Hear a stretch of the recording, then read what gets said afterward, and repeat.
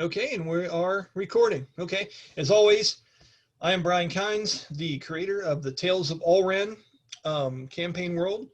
We use Dungeons and Dragons to tell the story, and all these awesome folks around me help me write it, and we are like co-writers of the best story we can possibly muster. This is the first time for a lot of these folks joining in, and we actually have everything ironed out to where we have a full group of folks. The trick is getting them all in the same damn room. So we're going to try to make that happen. I've been talking to Kara and Heather and Rachel over the last several days, trying to put a voice and someone that can do justice to some of these NPCs that we've encountered that are pretty awesome. I mean, there's some really good characters here. And luckily for us, they've agreed to try to bring their own flavor to it. And as I always say, they have the keys to the Lamborghini. They can just rev her up and do what they got to do with these characters, and I'm excited to see what happens. So I'll go through and introduce folks. Tell me just a second about yourself, and then some of you, I'm going to help you with your characters because they don't even know that much about them yet. We've kind of done a crash course here. So to my side here, we have Heather. Heather, tell us about yourself and where you're from, please. I just moved here to Fayetteville, North Carolina a few weeks ago. This is like my first time playing D&D. I played Starfinder before, but so I'm really excited to get into it. And my character is Sylowen. Nice. And she's in. Okay, I can try. Hey, go ahead. It's cool. Yeah, give it a shot. No one's judging. It's all good. I forgot what race she is. She's an angel, but she is an avian. An avian, okay. Yes. And she has wings, but sadly, she lost one of her wings, and now she's on her journey to be just as valuable without both wings. And she started out as a bard, and now she is a avian skylancer. Yep. The last, very well done. I mean, if you were nervous about it all, just take that shit off. Just Taylor Swift it off. It's done. You got it made. You're good. I know Kara's like, you literally referenced Taylor Swift, you tool. I'm so sorry. I completely screwed it on that one. But no, that's pretty much it. And I got to tell you, just from sitting here and knowing that you're going to be playing this character and stuff, I am excited and just desperately relieved because I have been playing the role of so many different characters, and this is going to be great to see how this works out. Sylowen was in the last couple episodes that we've been in, and the potential for a really great character. Heather, once again, thanks for responding and playing this character. It's going to be good. On my other side, I have Kara. Kara, I just met today, actually, and we've been hanging out and just bullshitting about her character, and she'll be playing the role of Tamyra, which is a paladin from the city of Dorbac to the north. And Kara, tell us about yourself and just what you know about your character so far. Hi, again, I'm Kara. Heather is my wife. And again, we just moved to Fayetteville, North Carolina, originally from Nashville. And I'm a pharmacist. And my character, Tamyra versus Tamyra, depends on where you're from in the world. We'll take a vote on it, yeah. I am a human paladin. And I come from a lot of money. And I wanted to make my own way in the world. So now I am on my own journey, kind of discovering myself and making my own path. Nice. And that's exactly what she's doing too. And she is a big part of this place we call the Heart of the Beast here in the city of New Gemdar, what we call our base camp. Jeremy, that's the place you first came when you were looking for people to help you escort Brahmus up to the avian city. A lot of folks of us have been there. Moving on, let's go ahead and introduce Rachel, which is down there below Kara. Rachel, tell us who you are, and people will be able to tell automatically where you're from, young lady, which is awesome. I know. She's like, I can't believe you. And tell us a little bit about your character, please. I mean, what if I put on an accent? What would you have done? Then people will just say I'm a liar. It's all good. I'm Rachel. I'm from Victoria, Australia. I've been a player for 5 years, a forever DM for 3, and so now I'm finally getting back into the player seat, which is nice. I'll be playing Miasha. who is a Felidae tigress. A Felidae is a basic cat-human hybrid, for those who don't understand that or don't know that, not don't understand that.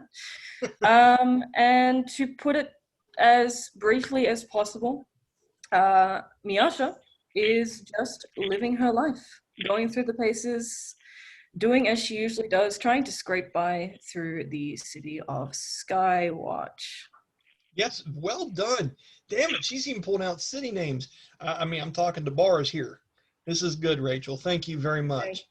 Directly below me is Sean. Sean will be playing the role of Sha-dae. Once again, Sean is from Hawaii, so he sucks, where it's really nice right now and everything. Whereas Rachel's over there telling us about how miserable it is in Australia, the rain. I'm like, dude, the pictures look great. I don't understand it. Sean, tell us a little about yourself and about your character, please. Okay, well, my name is Sean. Of course, as Brian said, I live in Hawaii, for now at least. My character's name is Sha-dae, or as other people call her, Shade. Yeah. Because she throws it. She is a changeling rogue monk multi-class, mostly on monk, so shadow monk, and she is the left hand of Captain Leandra, captain of the Dreadnought, rival ship to the Lylung, and is currently on a quest of debt repayment and self-discovery. So, good deal. Well done, Sean. Thank you, buddy. And Alex, we all know you. Your character is one of my favorites. She plays the role of Oma, which is a take on a Native American class built around spirit walking. She's a cleric by nature and does summoning of different ancestral beings that are close to her heart. Alex, tell us a little bit about yourself and your character. Alrighty. Hi, I'm Alex. I'm a cook from Bloomington, Indiana. And I'm playing Oma, the currently level 8 spirit walker, who is a crew member of the Lylung airship. And the best airship. Right on. In our opinion. Was there anything else you wanted to add, Alex, or are you good? Oh, I was going to add that she comes from a tragic past, and she's trying to retake her homeland, right? Yeah. Eventually. I think the long-term goal was to try to be someone that can go back in and reclaim the home that you were ran out of, where your people were viciously attacked and things of that nature. It's a long story, and hopefully you guys get to hear a little bit about that, but that'll be completely up to Oma as we go through this. But it's a great backstory, great character. I can't wait for you to summon some shit and make people's jaws drop. It's good stuff. Okay, and I guess now we got to talk about Jeremy. Below me, really far down there below, is Jeremy Keaton. By no means is he the bottom man on the flagpole. It just happens to be in this video feed today. It's how it looks. Jeremy, please tell us a little bit about yourself and the very complicated yet fucking cool character that you will be playing. I am from Southern Indiana, and I am playing a seraphim, which is an angelic construct that houses the human soul of a man named Merc. The construct goes by the name of Brahmus. And Merc perished in the middle of a war. Pretty well put his family and everything else behind him to go be where he felt he was most needed. And when things went south, he was put into Brahmus to extend his life. Yeah, I think that's well done. And he could go on and on, folks. I'll tell you now, because I can see him. He's like, how far do we go here? That'll do, buddy. Thank you, Jeremy. And what is it you do professionally, Jeremy? Utility locator. Yeah. So if you're digging around and you don't want people to hit water or electrocute themselves, you talk to that guy. He'll help you out. Please, for the love of God, call 811 before you dig anywhere. Right on. Safety notice: if we ever want sponsors, thanks 811. So, Anyway, Well, we just had a farmer take out a telephone pole yesterday, so that was great. they do that. They do that. They probably needed it for firewood, though. I mean, don't blame farmers for everything. Now, come on, Jeremy. All right. So, with that, folks, holy shit, there's so much to do. Okay. So I don't want to spend a whole bunch about on this episode backtracking and things. With these folks and these new character roles and things, I think it's going to be important that we just start moving forward. And for Sean, Alex, and Jeremy, if there's a moment where you remember an interaction of one of these three that you've had at some point, what's good is they've all had limited access to you. So there's not going to be a whole bunch of that whole, what's in the movie, that awkward getting to know each other stage. We'll be able to jump past that. I have 2.5 pages of notes of things that I have designed to get us to where we need to be today so we can actually meet. The person I wanted to start with at the beginning of this episode tonight was Brahmus. That's right. I'm putting it on you. Now, for those of you that aren't aware, these people have interacted with each other, but they're not all in just one group right now. So we're going to do this in kind of like movie scenes. I'm going to do Jeremy's for a little bit, set the stage, and we're going to move on to the ladies that are going and doing on their shopping trip, which is really cool. We'll describe that. We're going to get to Tamyra and bring her into this. Her and Valdara have an interaction they need to go through and make some decisions. And at the end of this, some pretty cool special stuff. Okay, so jumping into it, the person I'm going to visit first is going to be Brahmus. Okay, so buddy, when you were on the battlefield, after everyone had defeated the Frostworm, and you were going through and you were saving different lives, and you had been out there pushing yourself beyond your normal limits for some time. And just for the hell of it, I'm going to go ahead and play some background music real quick, okay? Mm-hmm. Go ahead and just do this here. Okay. So, is that too loud for everybody, or is that volume level okay for you? Everyone's like, I can't even hear it. Can you hear it at all? I can barely, but yeah. Okay, well, we'll go ahead and let it go, because a lot of times it can be too much if I'm not careful. Okay. So, it's been a very long day of this. Okay, but mind you, when this attack first happened, it was still fairly early. It was still breaking morning. The battle itself was pretty much completed by 9:30, 10 o'clock, if I'm not mistaken. Okay, you had met several different dwarves as you were down there, as you were helping upturn these wagons, and you were finding people that had been deceased, people clinging on to life.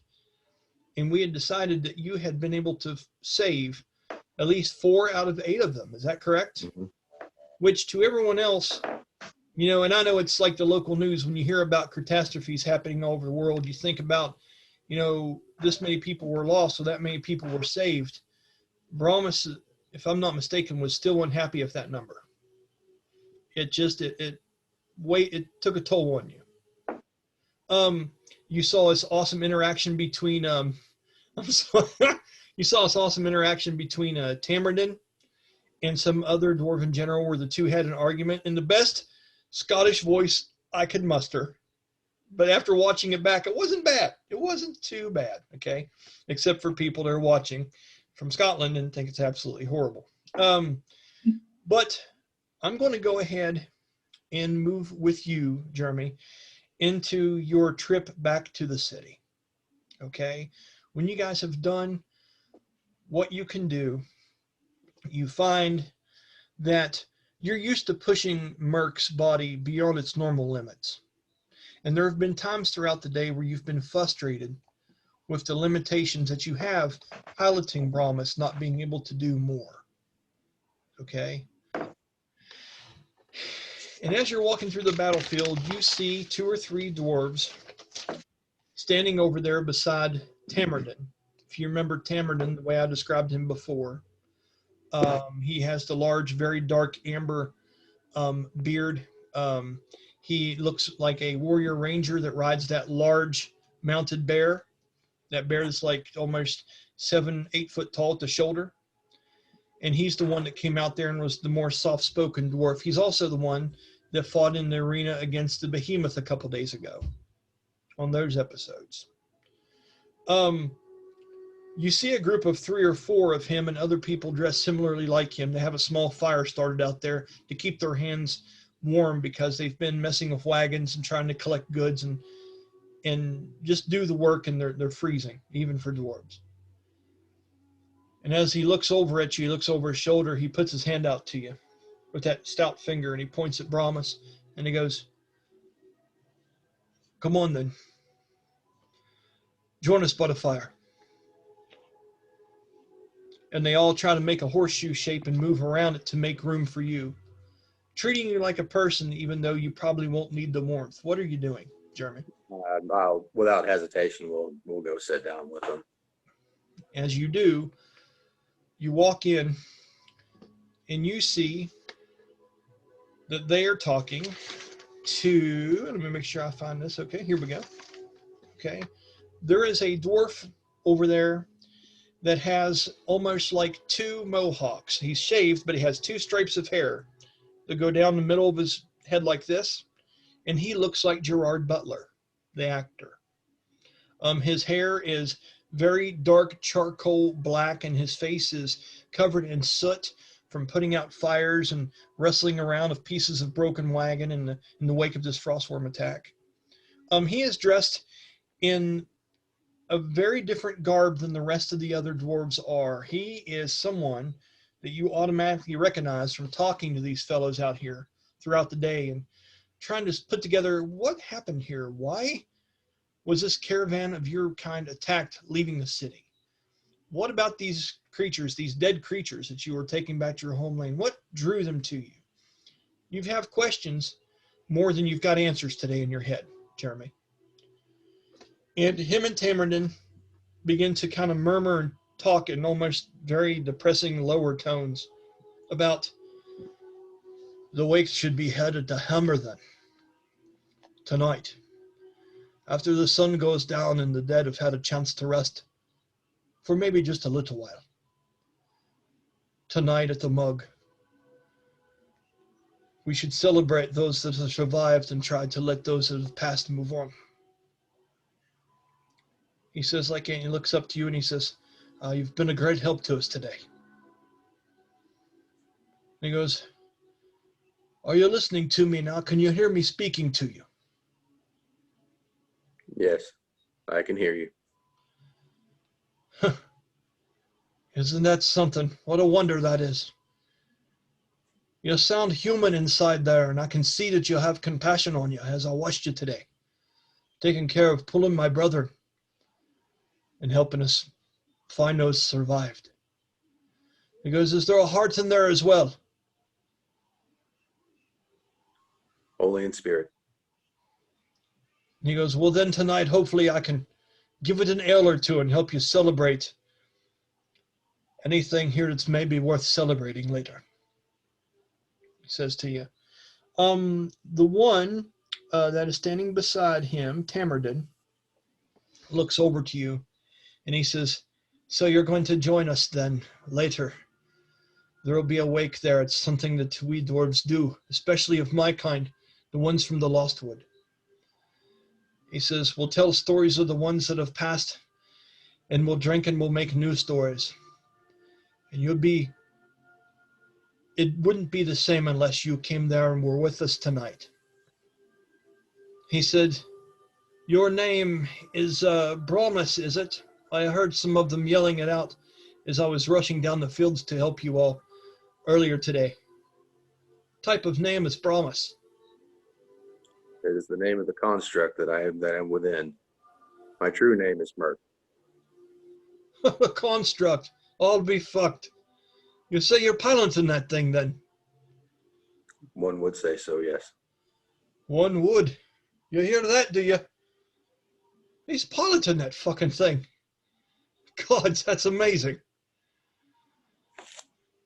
Is it warm in there? Is there room for another? And he's making a joke. Well, it's rather frigid in here right now, just yet. Still a little bit of ice to break out. He goes, "Oh, yes, You look like you might be old, but you sound like a young one. I'm just fucking around with you. It's just a joke. I wouldn't want to be barging into a man's personal space, as it were. He says to you like that. He says, let's get this finish up. The people that are alive are healing, and the people that haven't, well, the ones that aren't, well, they're done anyway. Okay, with that, a few of them start to snuff out the fires, and they're making their way back to the city to regroup, to make another trek into the northwestern mountains and past the Argonian forest. Fargust, it's a new thing. It's a frog forest. It's no shit, people. I made up a new word. Into the northern western forest of the city of Argon, where the Longhorn Dwarves call their home in their stone-like citadel of a city. Okay? As you are knocking out the ashes and snuffing them out with your foot, because you know it's not going to bother you as much as it would be someone else, I want to move inside of Brahmus and talk about something that Merc is actually seeing happen, Jeremy. Okay? As you're doing that, you hear a loud noise. It sounds like a very deep voiced person saying, "Get up. Get up. Just lying around. What do you think you're going to do just lying around?" And you hear this voice echo, and it takes you a minute to realize that that's not coming from the outside. It's coming from inside of Brahmus. What are you doing? We'll immediately try to see if I can figure out what it is. As you do in turn from the inside, Jeremy, you're aware that time travels a little differently inside of Brahmus. So as you step away from piloting and controlling this construct, you know that only a few seconds might go by there, whereas you could have moments, maybe even hours. As you turn and you look down the long, dimly lit twilight-like chambers of the castle that is pretty much the dimension inside of Brahmus, you look around and you hear these words, these instructions. Something's familiar about this, but you just can't quite put your finger on it. You hear these words echoing, bouncing off of changing corridors and coming through different stairways, and you look down. Roll a perception check for me, Jeremy. All right. 1 second. Now, Jeremy, if you didn't bring your dice, that's rude. What the hell? Hey, we're playing D&D. Why would I need dice? Shit. Just make it up. It's what Danny McGuffey used to do. All right. That's right, Danny. If you're watching this, I know you don't roll that many 20s, you little liar. It's all good. He's going to be pissed I said that. He's like, I've always been honest a few kinds. I've always been honest a few. What'd you get, buddy? I got an 8. Let me grab my modifier here. Oh, an 8. Yeah, you're going to need a modifier for that, sir. You ever build a paper airplane, go to throw it, and it just lands at your feet? That's kind of what an 8 is, buddy. I'm just throwing it out there. Oh, yeah.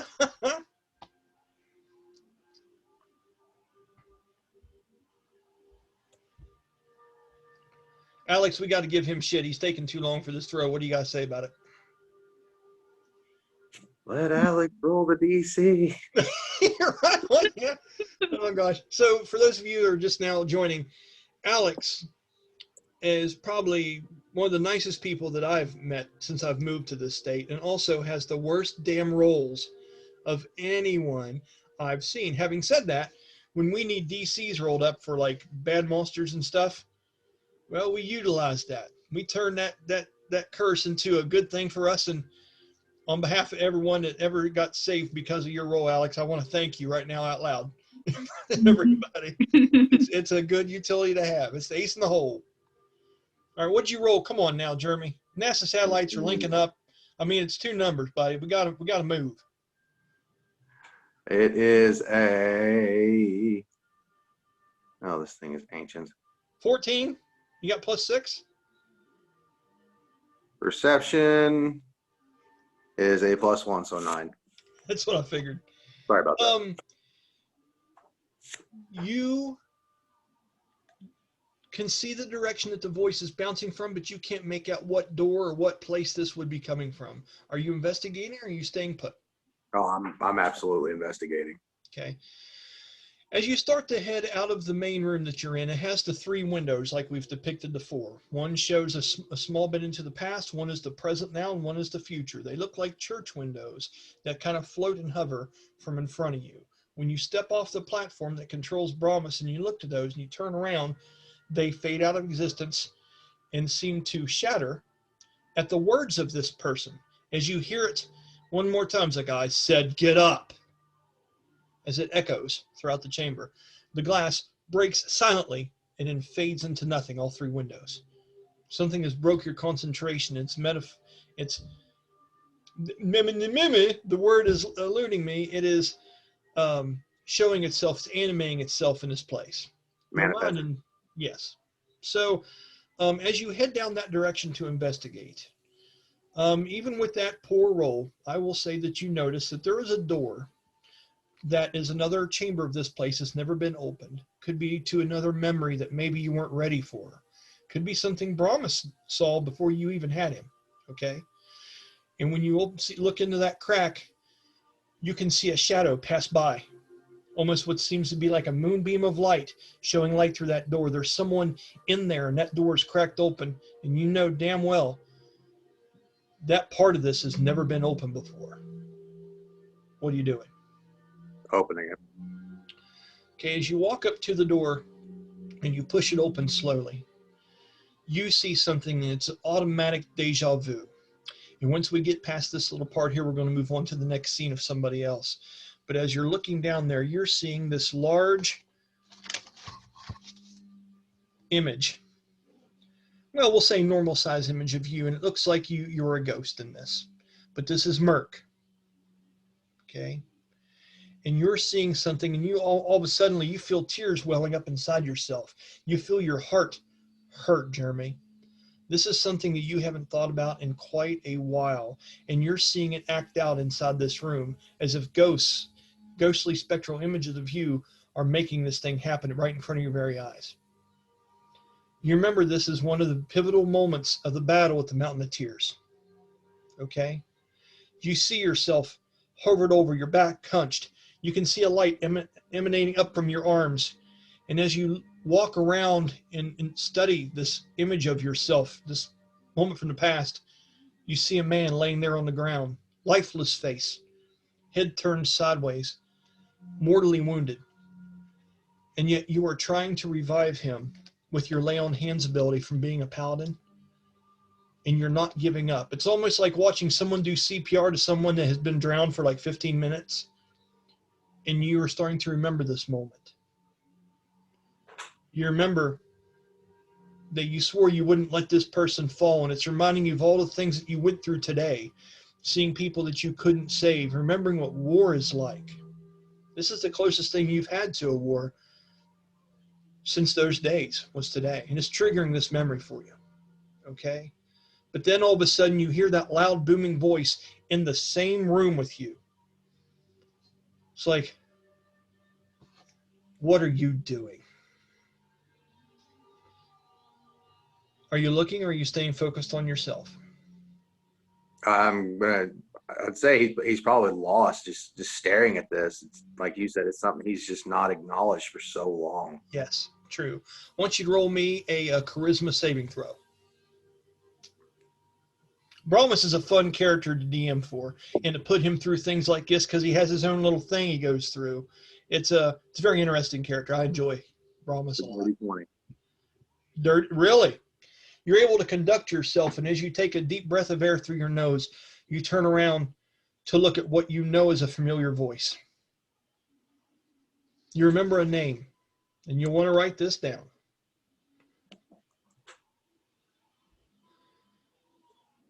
Arthroman.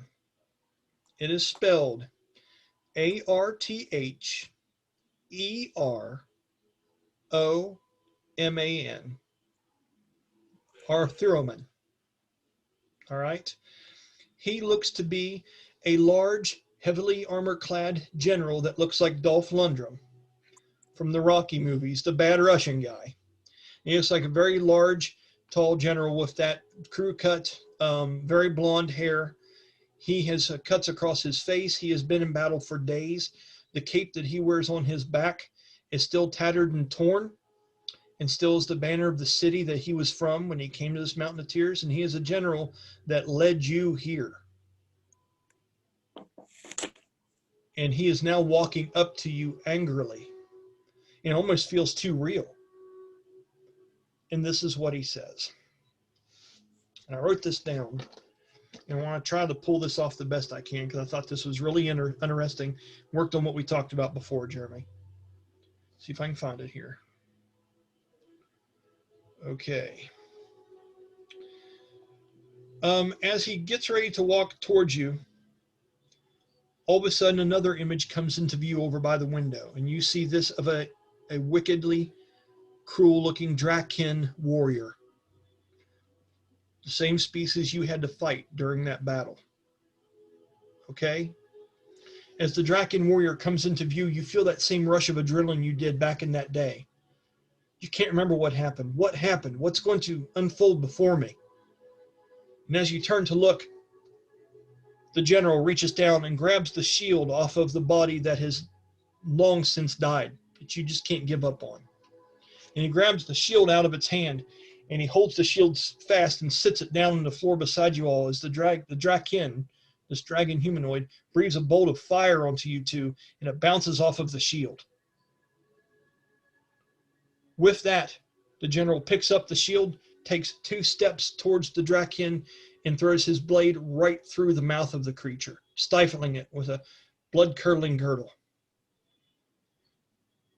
As it falls down and slides off his blade, he turns around and he walks over to you.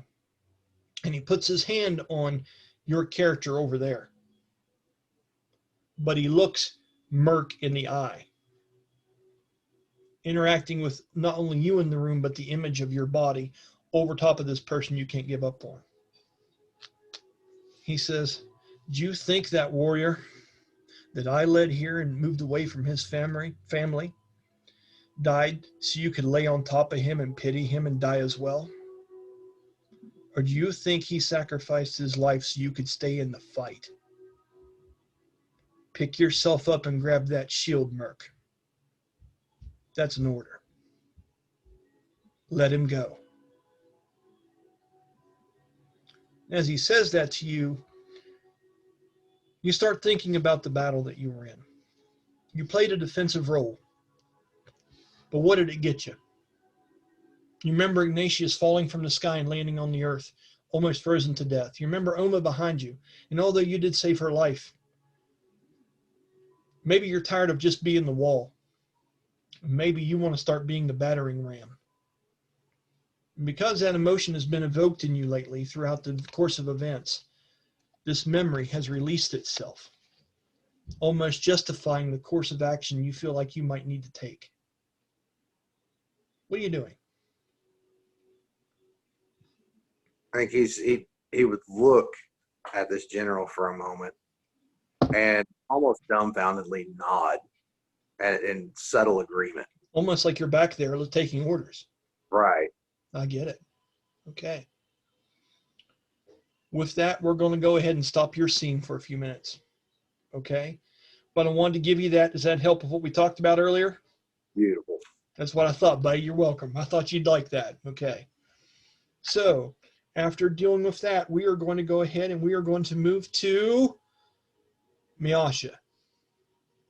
Miasha, you're up. You ready to rock and roll? Yeah, I'm all good. Okay. So, there are some things that have been transpiring throughout the day. Now, earlier on, there is this large circular structure that connects Skywatch, which is an airship dock city that is far up the mountain and built with almost angelic technology, where there are different floating parts to this up there, and it's where airships come into dock, and this is a newer addition to the city of New Gemdar. It is somewhere that you frequent quite a bit because you know there are new people there that aren't used to you and haven't met you before. Okay, this large cylindrical structure that connects that new part of the city way up there in the mountain in the lower part of New Gemdar is called Skywell.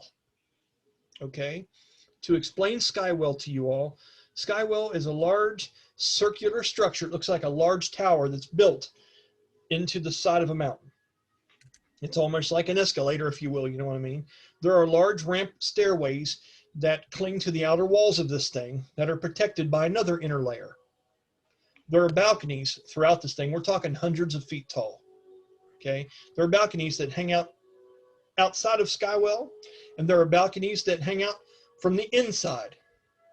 This place is very popularly known as somewhere where people try to come get jobs on airships. People come up here and register, almost like Army recruiters, set up stations and brag about their airship being the best, as you will hear us do quite a bit. There's a lot of debate about that shit. But Sean will tell you it's the Dreadnought every time. Oma's character will tell you it's the Lion Lung, no questions asked. Okay? So you will see all kinds of interesting banners hanging down through the center of Skywell that seem to whip and flap in the winds constantly as it blows through these balconies and open windows that seem to adorn this, almost like an ancient castle wall would have. And at some place, Miasha, that you usually find yourself a spot, you make yourself a balcony, you'll throw out a hat or a bag, or maybe the case of some instrument, which is usually a tambourine that you use, okay? And you'll set up and get ready to perform for people that go throughout the day. You make good money at this, okay? Now, you had been out doing this quite a bit, and you had met a group of interesting people, and this happened the last episode, and since no one chose to watch the damn video, I'm going to replay a little bit of it to say what happened. No guilt, no guilt, it's all good. It's all okay, good. Shame. Shame, damn it, shame. So, exactly. That's right, Kara, exactly. So, with that, Oma, which is Alex's character, Sha-dae, which is Sean's character, and who else was with you there? It was Sylowen. Okay, so which is Heather's character. And what's crazy is it took me a minute to remember her name was Heather. I swear to God, there's a lot of new people. I know you, Heather. I'm sorry. I will get better at this. So There is no Heather. There's only Sylowen now. there's only Zool. It's Ghostbusters. I love it. You guys are the best. So anyway, as they were passing by, Miasha, you saw them, and you had a pretty good sized crowd going about you, and all of a sudden you heard this beautiful voice. Now, you've been around people that sing, Miasha, and you've been around performers, and you've bested them. You've learned from them. You've been jealous. They've been jealous of you. It's all good. But at some point here, something seemed otherworldly about this beautiful voice that was peering out through this group, and it made you want to address it. So you start moving your performance in that direction as you have wooed the people around you. At this point, you are working your two chakrams that you have, your cylindrical spears, in through your chain, and you're wrapping it around your body as you are performing an elegant dance as red and purple sashes twirl and twist from around your waist, magically enchanted by your prestidigitation spell. Did I say it right? Okay. I guess that's a lot of words. The P spell. The P spell. That doesn't sound good either. So anyway, I cast P upon you. You're at the bar, and I cast P upon you. So, as you're doing that, you move the crowd by wooing them with these ribbons and such, and you see something you've never seen before.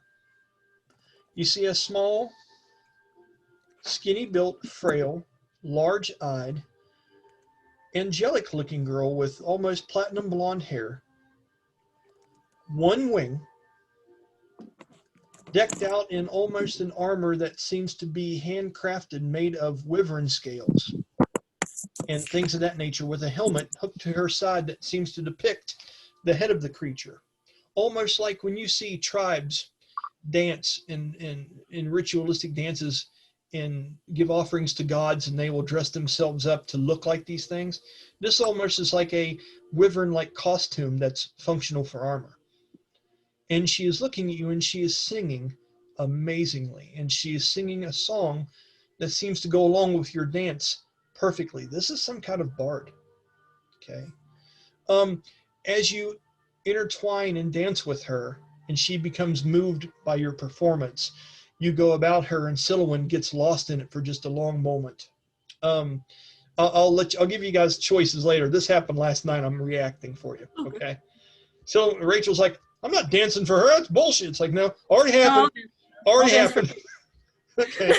So there it is. That's it. Walking like Egyptians. That's right. All day. So as this continues, when they go to leave, Miasha, you and I have talked about the things that are on your character's mind and how you would need people. And you recognize Oma as someone that's on the Lylon, someone that's on a pretty important ship. And you recognize some of these folks, and you know they are the ones that have just earlier today in the morning defeated the Frostworm. Word has spread up through it, all the city about it already. There was a large, not like worm like dragon, but worm like fucking worm, like worm, that they defeated down outside the city. And you know these people could be useful. Okay? So you very eloquently and very deceitfully hand them a card that has your name in a place that you can be contacted, which is the Endless Satire, which we discussed. Okay? And you hand that card to, and Sean, help me remember, which one did she hand the card to? Was it Sylowen or was it Oma? You're muted. I think she handed it to Oma.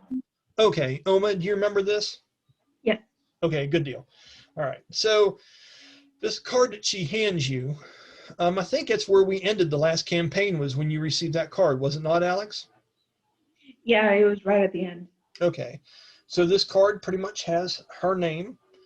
It talks about some different things that she's able to do and is able to perform. It has the depiction of a vast desert with a rising sun on the background of this card. It's very artistically done with a foiled paint stamped onto it. And this is professional grade, but the card looks like it's been through a little bit of wear. Looks like a baseball card that was in your little brother's pocket for a while. It's seen some better days. But the make of it is fantastic. You can tell she's had these on her for a while. Okay? Sylowen, at this point, you were escorting Sha-dae's character. You were escorting Oma's character, and you were kind of taking up for them, and you were standing as their bodyguard at the best that you were able to, because Brahmus, your good friend, stayed behind to clean up the battlefield, which is what we played out earlier. And Ignatius, the avian that you've looked up to for some years, the ancient cleric, the one we discussed, the one that's played by Ron, he was almost killed in the battle against the Frostworm and dropped to negative 34 hit points and was brought, oh, fuck, it was bad. It was really bad. There's a reason why Jeremy's character feels true guilt, okay? It was not pretty. And, oh, man, he tried to banish it right before it exploded, because when you kill a Frostworm, well, just because it's D&D, they fucking explode. And if you look it up in the book, I'm talking 20d6 plus 10d6 explode. And Ron is trying to cast banishment on this thing, you know, and he's trying to get it in there at the last minute. And because he's not quick as he used to be, he's an old fucker, he just missed it. And it detonated before he had a chance. And he was 30 foot up in the air, flying. So not only did this wave smack him and knock him to like negative 20 something, but then he falls 30 foot to the ground and fails his first death save automatically because he hit dirt. Yeah. Rachel, you can feel the pain. Now you know D&D well enough to know it. That's just a shitty hand to be dealt. Frostworms, thank you for reminding me. Oh man, I have to show you guys the map. I really enjoyed making it. It looked really cool. Had you watched the episodes, ladies, you would have seen it. But anyway, I'm not bitter. I just got here today. Damn it, dude. Damn it. So anyway, with that, Alex, you have this card from this very unique, and I like calling her a tigress. I believe that is how Miasha would describe herself to people that wouldn't know what they were looking at. I like that. Also, told everyone that she would be played by the actress Mila Jovovich. I hope I'm pronouncing that right.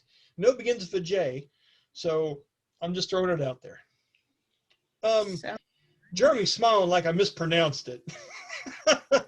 You're just talking about one of my crushes since my middle school, high school. Well, that's just because you're a male and you function properly. She is a gorgeous woman. It's true. Same here, though. Right on. Yeah, right on. And that's just because she's a gorgeous woman. Because we're human. Oh my gosh. Yeah. When I watched The Fifth Element, it took me 3 times until I knew what the story was. I mean, it was just, I was focusing on that chick. Good Lord, that girl's attractive. So, moving on. Here we go. So, if she's watching this, I hope you're flattered that D&D players think you're pretty, Mila. We think you're pretty. So, moving forward, I want to talk to you a little bit, Rachel, about some things that I didn't have a chance to tell you earlier about your character. Okay. And we're going to delve into that a little bit. And this is going to take probably at least a half hour. I hope everyone enjoys this. There's some things here we're going to do with her character, and I'll have you guys jump in and help roll some stuff. And then we'll move on to the next chapter to get us all in the same fucking place. Okay? So you do work like this, and you entertain, and you do all these kind of things, as we've already discussed. But there's also some other things that you do, Miasha. Now, we've talked about where you stay in your residence, and you know about some of the drama that's going on there with the people you cared about. That's me and yours business. No one else needs to know that. But there is a person that is very important to you that some folks here have heard about, and some people have maybe met. But I would ask that those of you that are hearing this conversation, please act as if your characters do not know this information. Okay? Wipe it from your minds. Don't do it, because it's the only way to get through it. Okay? There is a person, he is a halfling, and his name is Dorbac Lasius. He is more commonly known as the Spyder. Okay? And if there was a leader of the underground in the city of New Gemdar, and someone that lays out their web everywhere, trying to make sure people don't step into it, it would be Dorbac. And if there were an actor to play Dorbac Lasius, it would be Eugene Levy. If you know Eugene Levy and his large eyebrows and his nose and his way, Eugene Levy is this person. Can't shake it. It's just the way it is. Okay? Dorbac controls a lot of the merchants and the not so legal things that happens in New Gemdar. The only reason why he's allowed to do this is because the people that work for King Omadon, the king of New Gemdar, are close to him, and they realize that Dorbac is not inherently evil, nor would he do things of a complete villainous nature. He is just not the most legitimate person. And if someone's going to do this kind of shit in the city, they would rather it be someone that they can reason with than someone that was truly dark. And for that, the lighter part of the city, the king and his right and left-hand man, which is Valimar, we'll talk about later, and his name, damn it, I need Danny McGuffey or Ron here, Landorus, the court mage. They tolerate Dorbac because he's a lesser evil. Okay? He recruits you, Miasha, every once in a while to find out information and spy on people.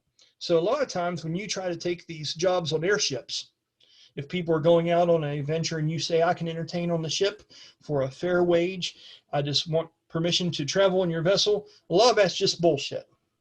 So you can spy on and get information for Dorbac so he can conduct his business, and you are extremely good at what you do. Very charismatic, very charming, very able to handle yourself, all the good things that your dancer character is. Okay? Dorbac has mentioned to you, we're going to say after you've went ahead and shut down performing on that balcony for the day, that we'll just do the scene right there. We'll just do the scene right there. A passerby walks past you, cloaked and hooded. That seems to be normal human size. And you hear some last-minute coins drop into your tambourine case with your back turned. Okay? As the person walks by and you look over and stuff, you see that not only is there more coins in there, but there is a note that has been thrown down inside of your case as well. No one seems to have noticed this yet as the crowd is dispersing because you were packing up your stuff and putting your weapons away. What is it you're doing when you see this happen?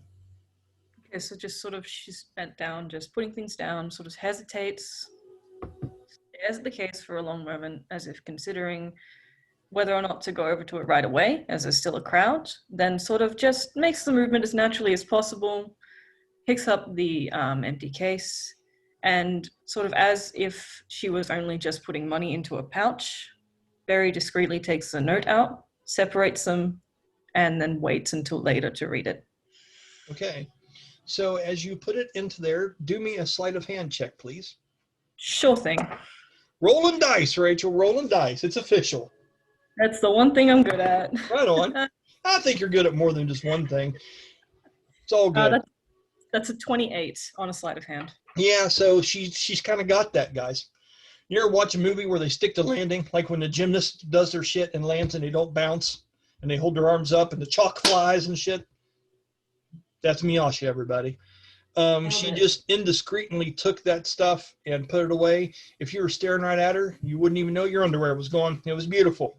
So, as that happens, I would say at this point, and I don't mean to force you in a direction, but we're just trying to get this going. I'd say at that point you would want to go back to the Endless Satire and go to your room and see maybe what that's possibly about.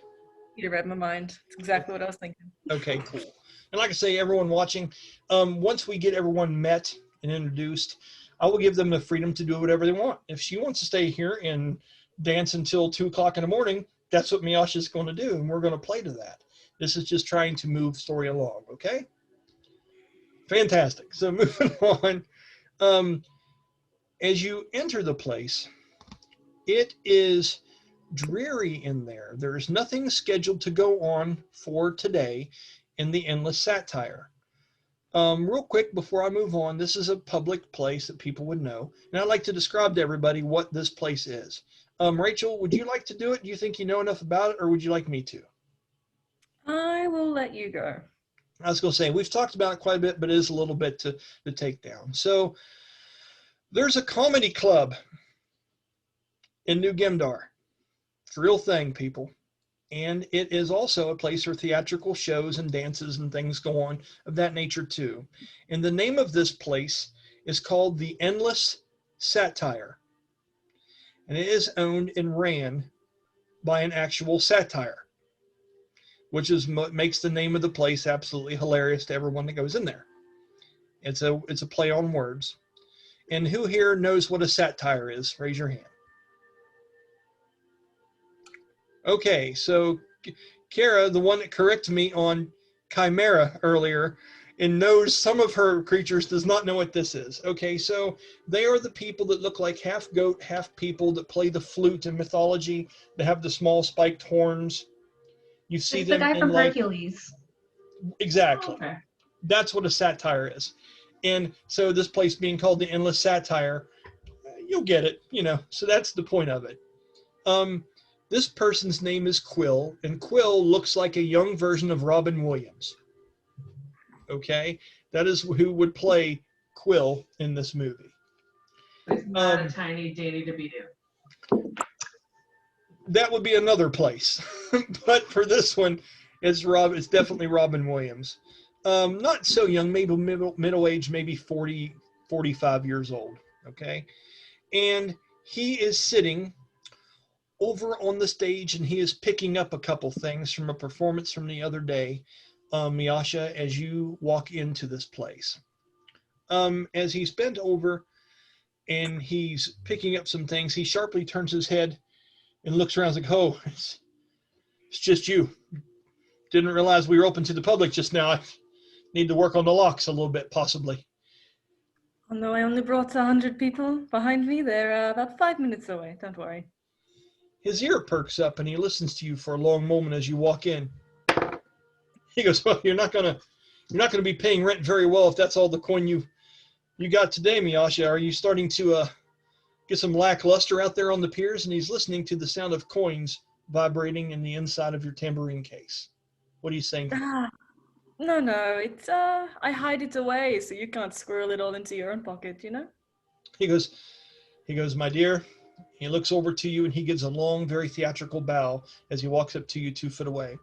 He goes, "I have never needed to want, nor have I ever worried about the place and time of your next payment. You are a perfect and suitable guest."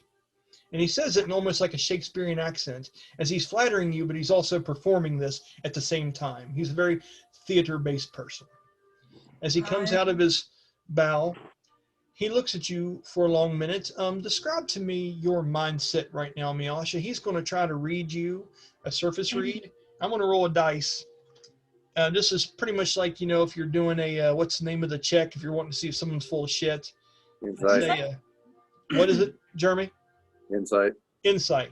He's doing an insight, and he's very good at this to see what a person's mood is. Oh, that's a natural 19. That is a 27.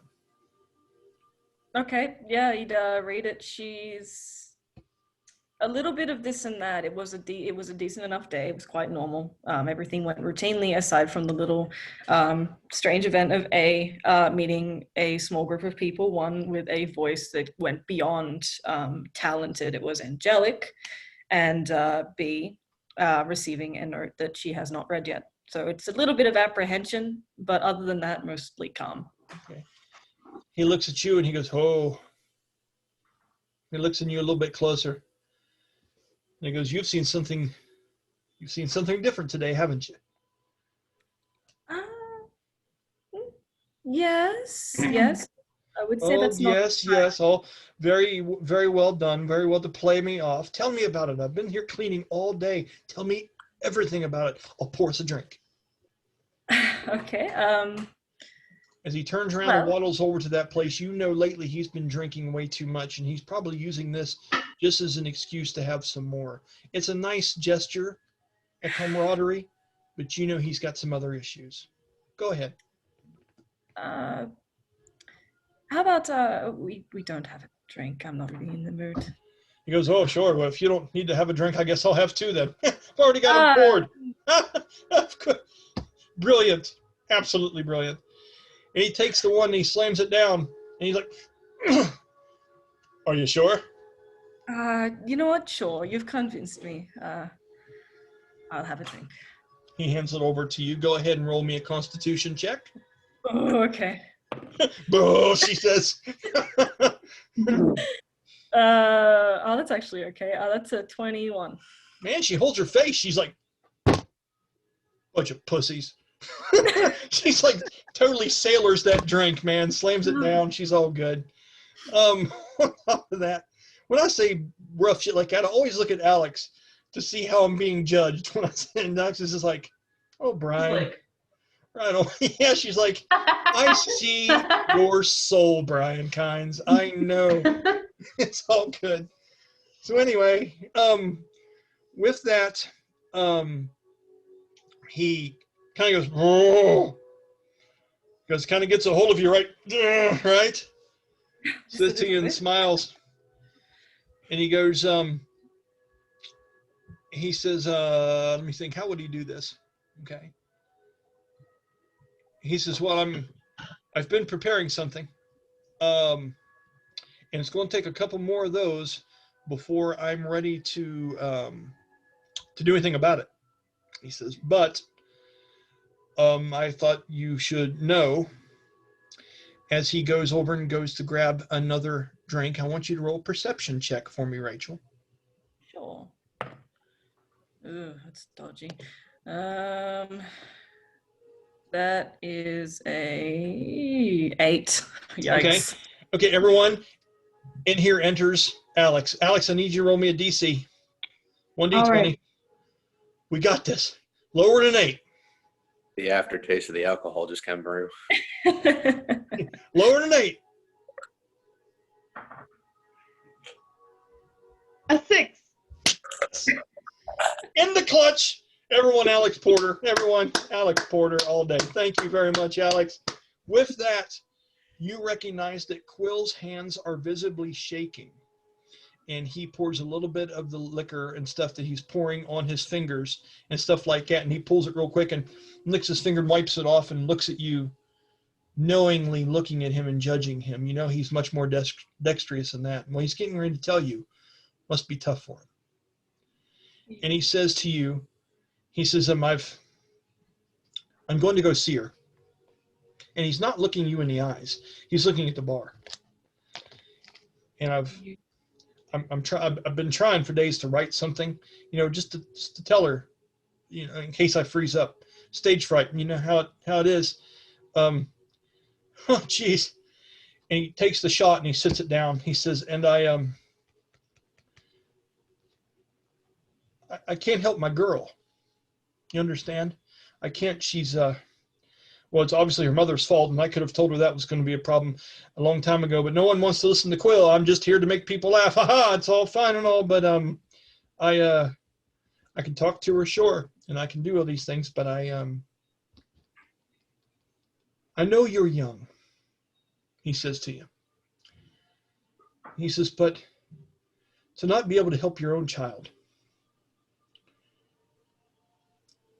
it's like forgetting the punchline to your own joke.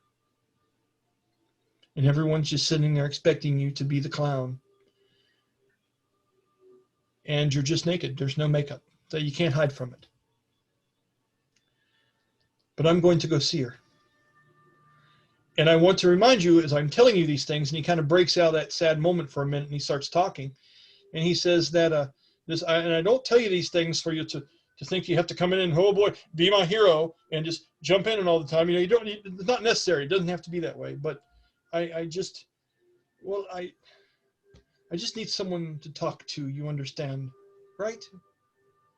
Right. Yes. And I know that you would tell me if this was a foolish errand. She's about your age. You would know. Obviously, I don't know women, or I'd still be with her mother, probably. You know? And he kind of laughs at his own misfortune. What do you say? Quill, I didn't grow up with parents. I never knew my mother or my father. And when I was a little younger, I used to imagine that one day they would come to me and they would say, Miasha, we missed you so much. We're so proud of you. Tell us everything you've been doing. Tell us all about yourself. Let us make everything better. We have a mansion in a green field with a lake nearby, and you can forget everything. As you say those things, and I don't mean to interrupt you, but Quill would. This was the only reason why I'm doing it. And as you're doing that, he kind of puts his chin into his chest and gets a big grin on his face, and he holds his arms out. And you know that Quill's hugs are awesome. And he comes up and goes to give you a big hug when you're right in the middle of doing that. You accept this? Yes, absolutely. As you do, he wraps his hands around you and he hugs you warmly. And he says to you, I'm just an old man. I didn't mean to bring you down. What I'm trying to say is that if it were me, I would be very happy that my father wanted to talk to me. No matter how bad our relationship was. I hope that she is. But here we have our own green fields, don't we? Yes. Yes. Here the stage can be anything we need it to be. And he kind of looks around with like almost a younger looking eyes all of a sudden as he looks around the stage and looks down at some of the old props that are hanging from the ceiling, and he's just been too damn lazy to pull down, but have added mystique, you know. He looks around. He goes, well, you go on ahead and finish and do what you're doing. It looks like you've had a long day, and it sounds like you've made more coin than I would admit that you did. And he says, I'm going to have another one of these drinks and see if I can possibly find my way to her place near maybe halfway down the bottle. Well, if you need me to come, or if you need anything, just I don't ask. need you. And he turns around, he points up the finger, and he pats his chest, and he goes, "You're always right here. I don't need you right now." Got you. And he walks away. Okay, with that, you go to your room. Okay. Miasha, you stay in a room that's not being used. It is a unused theater performers. What would be the name of it? The pre-room, the dressing room, the fitting the dressing room. Yes. And it is full of all kinds of old props, and has very comfortable, big, red, lavish couches that are very old, though, and very tarnished, and all kinds of blankets and costumes and things thrown about, and a big, wonderful mirror that you have, and you sit in a chair usually in front of it, and will work on voices and impersonations and things. And it is your personal little lounge lizard place, and it is the best home you could have ever imagined. It has everything you could ever want here. And you go back, and when you feel comfortable in it, what are you doing now that you're back in your room? I'd say the most pressing matter is the note, so I might just give that a read. As you do. I didn't write this note out word for word, so I will put this to you the best I can, because I can only do so much as a DM, because I was talking to people most of the day today, but it was a good day well spent. Kara and Heather. Okay, so moving forward. With that, it's a message from Dorbac, and you know that because there is a stamp on it that has a spider's web emblem put into it like a hot wax seal. Okay? When you open up the letter, he says, I need you, but this time it's not hiding in the shadows. This time it's going to be actually being a bit exposed. But I can't think of anyone else better to pull this off. He says, I need you to meet me at your true stage. Okay? Now, when he says your true stage, you know that there is a place in some of the older parts of the city. Some of these parts have been kind of run down. No one really goes there. They're like old playgrounds and stuff. And there's this old theater that's an outside theater. It's very old, and things have moved on since then. People don't usually sit at these kind of things anymore because of the evolution of the city. But it is a large outdoors, almost like a Roman type style seating arrangement with many concrete seats and actual old stage there. And there is an ancient statue that adorns it, and it is a statue of a siren that is kind of what you would look at as almost like a deity in a way, someone you would respect and have stories of. This is a siren that sings after battle, and someone that is there to help the dead pass on and help give courage to those that live on. And she was the siren of battle, and this is someone that you look to as almost like a demigod to you. This is someone that you draw power from, and it's someone that you believe in, which is very ironic because Sylowen, your character, believes in the same thing. You two just haven't met yet. When you were a bard, that's someone that was very powerful to you. Actually, in your class, Heather, your bardic college that you were at for 3 levels is based on that. If you want to read into it later, it talks about how you do that and you can inspire groups of people. It's really interesting shit. So you two will have a connection at some point with this. Okay? Just a little outside food for thought to let you know that I'm thinking of you guys and we're going to get there. Okay? So, with that news, you know that this is in a district a little bit deeper into the city. Okay? And you would be urgent to go there and meet Dorbac and find out what this role is that he needs you to play. Okay? Definitely. With that, we're going to pause that for just a minute. And does anyone need a bathroom break or anything before I move into the next group? I need a bathroom break. Okay. Let's go ahead and take 10 care. Looks like she needs another beer. Let's get it. So there it is, right on. So I'll go ahead and I will pause our recording for just a minute, and then I'll resume here in about 10 minutes or so. Is that good for everybody? Yep. Okay. Hey, we are recording again. Good deal. So we had just ended with Rachel's character, Miasha, and we were going to move on to the next thing that I have planned for the group. This is going to be Oma Sylowen and Sha-dae. You had just had your interaction with this Sha-dae tigress that did not give you her name until it's on the card that Oma has. Oma has not shared her name yet. But her name is Miasha, and her name is Miasha. And it says the performer on this card, Alex. Okay? Okay. You guys were headed to Vanders to get some goods. Now, you've been there many different times, Oma, and you realize that Vanders is a place where you can kind of find anything you want or find how to get it, but it's not a general goods store by any means. It's an ancient bookstore that loans out magical accessories and items to people that are worthy of it on contracts. So if you were going to get goods, Vanders is a good place to go after everything's happened, but it's not like the Walmart of our world. It's a little different than that. But regardless, you guys have decided you were wanting to go there just to check in, things of that nature. Now, to make sure that I understand, Sha-dae, and if you don't know, we'll help you create it. Do you remember what your reasoning was and why you wanted to go to Vanders? Yes, my reasoning is I wanted to go buy a hand crossbow and some bolts, and if he has it, maybe something that allows me to see in the dark magically. Okay. All right. So, Sylowen, you were with this group in Sha-dae. Do you understand what Sean's character even looks like, Sylowen? Okay.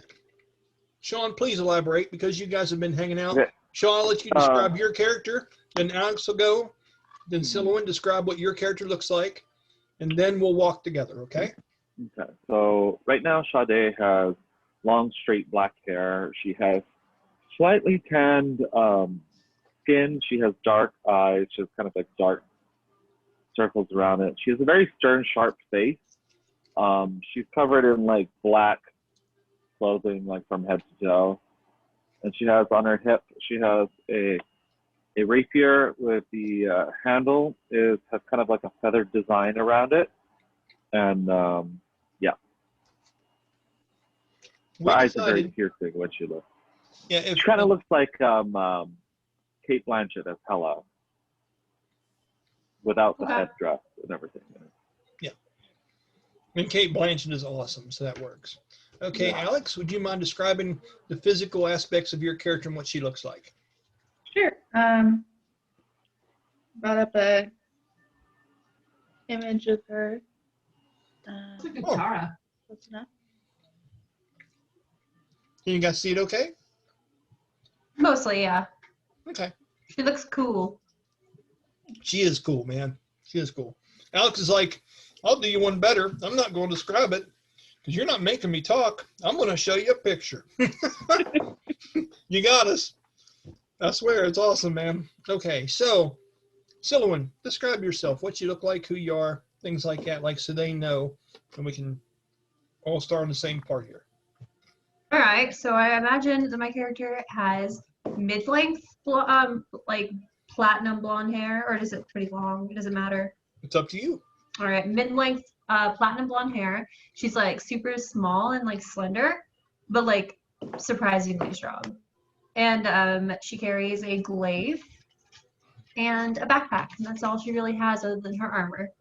Okay, and we've described her armor in pretty decent detail earlier to everybody, so I think we all, as far as visually and mentally, have a decent picture of what the group looks like here. Okay. Wait, what color is my armor though? These wyverns in particularly were red. Red armor. Okay. Yes.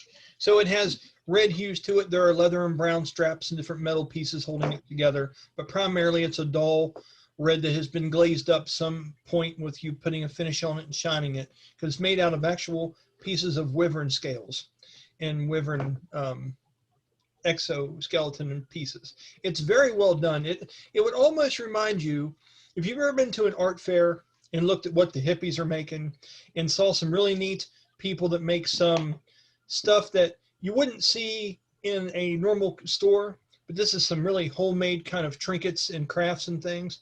This looks like a very artistically put together armor. Not necessarily the best functioning thing, but done with an abstract expressionist touch to it. It's the best way I could explain it. Does that work for you? That works fine. Okay, cool.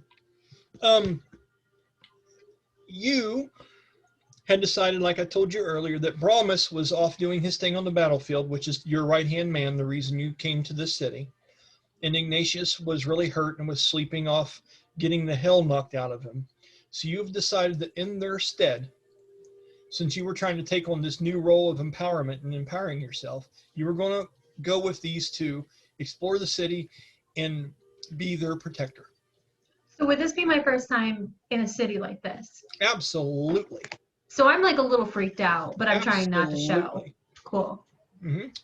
Absolutely. This is the first time you've been to another city or away from home, and you are awestruck and dumbfounded by many different things.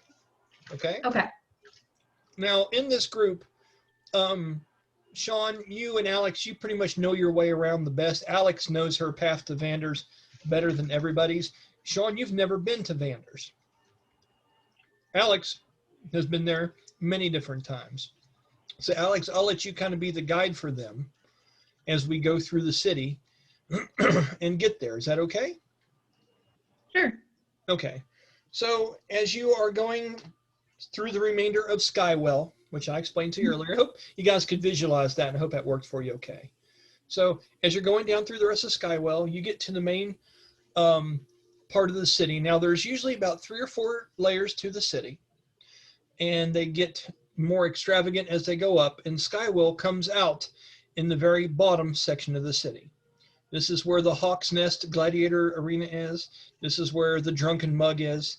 This is where Vander's shop and the Heart of the Beast, all those kind of places are here, and the theater place that you, Miasha, go to, the Endless Satire, are all in this first kind of layer of the city. And then the second one up is more of a place where people in their homes, and they are. And the third one up is where there's some things that not everyone has access to. The fourth layer itself is where the actual castle is, and where the king and immediate guests of his own stay. So that's kind of the layout, just in case you were wondering. Okay? Roll me a 1d20, Alex. 1, you get there, and it's no problem. 20, and I'm going to throw a bus at you. Oh. Well, it's a 3. Awesome. For expedience, 3s are good. I'm telling you, Alex is the ace in the hole, people. If you want to get from A to B, she'll roll them dice for you now. I swear to God. Alex, I love you to death, man. I don't mean to give you shit about that. It's just you are on point with them rolls. Okay. Okay. So, by the way, do you have the owl? Did you tell everybody the owl and the name? Oh, Miasha. Ow. Miasha. This is her actual character's spirit animal. So when Alex's character Oma becomes a spirit herself, possibly one day, and can pass on the gift of being summoned by others, that is the form she will take, is of a radiant celestial owl. And she keeps it when we're gaming, which is fucking awesome. It really is. Okay. So, as you guys traverse and leave Skywell and you're walking in through the city, I want to remind everybody that this is like late December. It is roughly around 30 degrees outside. Sylowen, you're cold, but you're too tough to admit it. Okay? Or you're trying to play the role of someone that's too tough to admit it. You know what I mean? But I'm like shaking and everybody can see it, right? Absolutely. Absolutely. Yeah. Okay. There is a very light snow falling right now, and the main stairways and streets of the city are somewhat cleared of this. I want to, since you guys have never been here, I want to explain to you briefly, what the city looks like in the overtone of it. Okay? This is a hub of many different races and cultures. And this is the second incarnation of this city. Okay? There was an old Gemdar that was destroyed during one of the earliest giant wars that existed. And this was rebuilt on the foundation of this mountain behind it. This is New Gemdar. New Gemdar's been here for hundreds of years. Okay? it is almost theme park-ish in the way that different cultures have brought their own particular flavors to the buildings that they have. So for instance, there is a group of carpenters in here and a different group of laborers and people that do work, ran by a guy named Iveron Starvale. He's a very young, redheaded elven character. And they do elven craftsmanship. So if there's someone in here that opens up a shop based on elven things or something like that needs to be done, they go to Iveron and they come and they build this looking elven for you. And that happens all throughout this city. There are different buildings that heavily depict and look like different nationalities and origins all brought together here. But the structure of the city itself is very strong, very gray, black star granite, built with the roads being an intricate mix of flat stones that are placed almost astrologically. I mean, just a very well decorated. There are many fountains in the main large wide streets of this city. And there are also many, many statues that depict warriors that not only fought in the giant wars and depict scenes of the epic battles between the immortals and the giants, but also depict people that have won in the Hawk's Nest gladiator arena. You will see a pillar of different statues depicting heroes that line to the main approach to enter in that place. You guys see all those kind of things as you're traversing through, okay? Always merchants lining all the streets. Like I said, non-stop fucking celebration festival type stuff all the time here, almost to like a sociopathic point where it's just like, you guys are crazy. You're celebrating getting ready to fight giants. What the hell's wrong with you? And they do it to bring up each other's camaraderie and bravery because everyone in the city is scared. But together, they're going out of their way to remind themselves that life is worth living. And they're always preparing themselves for that next battle. That pretty much sums up New Gamdar. Does that work for y'all? Okay. All right. So you make your way to Vander's shop, Oma. Are you giving it a once over, a twice over? Are you looking for anything particular? Or are you going to go ahead and head in? I'm going to first point out along the way that as relatively friendly as New Gamdar is during the day, for Sylowen, who hasn't been here before, nighttime can be a bit dicey. So let's be somewhat quick about our shopping. Okay, as you say that, go ahead. I was going to say, Sylowen agrees with you, but she's also kind of excited. Okay. Sha-dae, you add anything to that?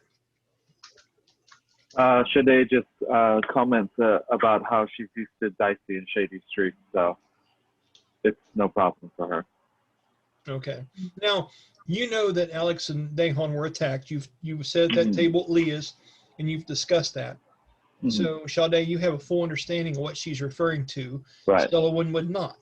So if one of you guys want to share that story with her, you should in the way to this place. Do you wish to do that, or you want to do it some other time? I personally, Sha-dae, would like to keep it like where we're not surrounded by people, because I don't want people overhearing what I need to shop about. So. Okay. And I wouldn't want them to worry too much, so I'd probably keep it to myself and just hint that things are, keep it at the hint level. Awesome. But Sha-dae does be like, but since you're new to the town, it's better you err on the side of caution, darling. So let's not stay out too late. Could you understand what he said? No, I missed the first part. I'm so sorry. Sean, if you could just step up just a little bit, because you sound just a touch underwater. If you just lean up just a little bit, please. From the diaphragm and action. I was like, there you go. But darling, just to err on the side of caution, we should take Oma's advice and be quick about our business here. I love it. Absolutely love it. Okay, me and Jeremy's agree like, with I'm you. not doing that accent. I'm not doing it. Sylowen, do you have a response to that at all? Sylowen disagrees, but she's very disheartened by the fact that she can't explore. Okay. You see starstruck eyes, guys, but you realize that you've hopefully roped in this avian You might visitor. want to keep an eye on her, though, because And she they is had that problem earlier, definitely too. distracted. Right on. And that's perfectly played because earlier they were trying to keep you with them because you're there to watch them by your own accord. And then you get trapped into this tigress's performance and you're just like, what? And you Oh, just for sure. completely let them walk because I'm away. like, that's super cool. We don't have that where I come from, so. And you can see it happen in the last 45 minutes of the last episode. Oh my goodness! Just throwing it out there. It was amazing. There it is. And tell them about what they've won, Kara. I feel like I'm doing just fine. Shit. Oh, goodness. Guilt is an amazing tool. So anyway, moving on. You guys get to the shop. Oma, as you enter, the door is cracked open, and there is a door iron that is holding the door open at this time. And you can feel that there's a lot of heat coming in there. As you look up, you can see that the fireplace has been going pretty strong, and he's probably trying to relieve some of the heat from inside of the shop. The windows are fogged up, and it's hard to see inside there, but you can see briefly the gold and green robes of Vander as he walks back and forth, and he's having a conversation with someone. Roll me a Sylowen try perception to check. wow. No, go ahead. Sylowen? I was like, can she try to rub the fog off the window to peer inside? Hey, it's D&D. If that's the most complicated thing you try to do all day, it's going to be a good one for you. You succeed at rubbing the fog off the glass. Okay, Alex, what do I see? as she goes up there, you're getting ready to open the door, and you see the very overzealous Sylowen's like, oh, I see something. And she comes by you and is holding the glass, just trying to get it all good stuff. Yeah, that's right. I do sound effects. Why the fuck not? And right on, there it is, waxing on and waxing off. She's karate kidding the shit out of that window. And as you're there, you see a blonde-haired woman in what seems to be like somewhat of a squire's attire. Like she normally would be heavily armored, but right now she's wearing casual clothing. When you look in for a minute, Sylowen, you are fascinated by beauty, naturally. Okay? Sounds good, because yeah. And you look at this woman, in this woman's face, you have not seen a lowlander here yet that has the natural physical gift of beauty in along this area than this woman you're looking through the glass at.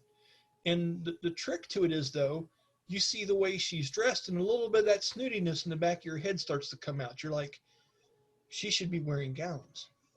Do I fall in love with her just a little bit? You know what? Why don't you roll me a charisma saving throw? What die do I use for that? That's a 1d20, and you add your charisma bonus to it. And since you are a charisma-based character, I believe your bonus is 7. So roll 1d20 plus 7. 7. It says plus 3. Well, that's that, but you also add 4, which is your proficiency bonus. Because you're proficient. Which is where? And that is the very top of your character sheet on the left. It's a 4. So 4 plus 3 is? 7. I like it.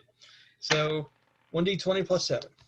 That would be a 23. Okay. So no, you do not fall in love. You may internally. Yes, Sean? Sha-dae can see this character as well? Not yet. Not yet. Okay. She raced you all and got right to the window before you guys have had a chance to walk up there. Okay. I know where you're headed with this. We'll get there. Okay. So is he gonna roll to fall in love too? No, kidding, you're going to kidding. see, I think, what's going to happen. I don't want to ruin it. So you are able to compose the way you feel when you roll high like that, but how you feel is completely up to you. I'm I don't enamored. tell you how you feel. Sylowen feels how she wants to, and that's up to I you. really want to meet her. Okay. Well, as you're looking through, you're seeing it, and you're thinking like, you could do something with her hair. what she's wearing. And mind you, you're not going to be outlandish and say these kind of things. You're very nicely mannered, but you can't help but have those thoughts. It's almost like this is a poor person in a potato sack. They should be presented for everyone to see up on the stage or something like that. And that's what you see through the window. And the two seem to be having some kind of deep intellectual conversation. Alex, roll me a 1d20 plus a 1d8.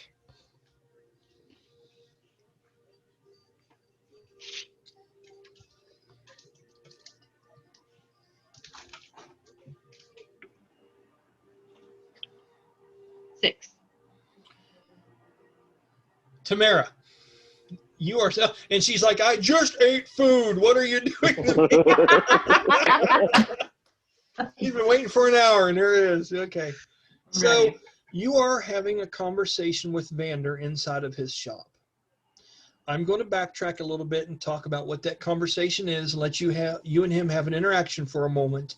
And then I'm going to let you say that you kind of notice something out of the corner of your eye, but you're not quite sure what it is. Is some strange, large-eyed pretty girl is looking through the window at you. Okay? Yeah, right. So here's what's going on. You know Vander. I want to describe the actor to you, and I wish I wrote down his name, but the actor that plays Vander is Timothy Dalton. He was one of the James Bond actors. He was also in Beautician and the Beast. He's been in a couple different movies. He's a James Bond. You think he was like the third one or something, but has a deep, very elegant, imperialistic voice. Very stern, very handsome, very chiseled features. And he has a black, very well-kempt beard that has gray stripes here. He has two equal gray stripes that go up through his hair like this.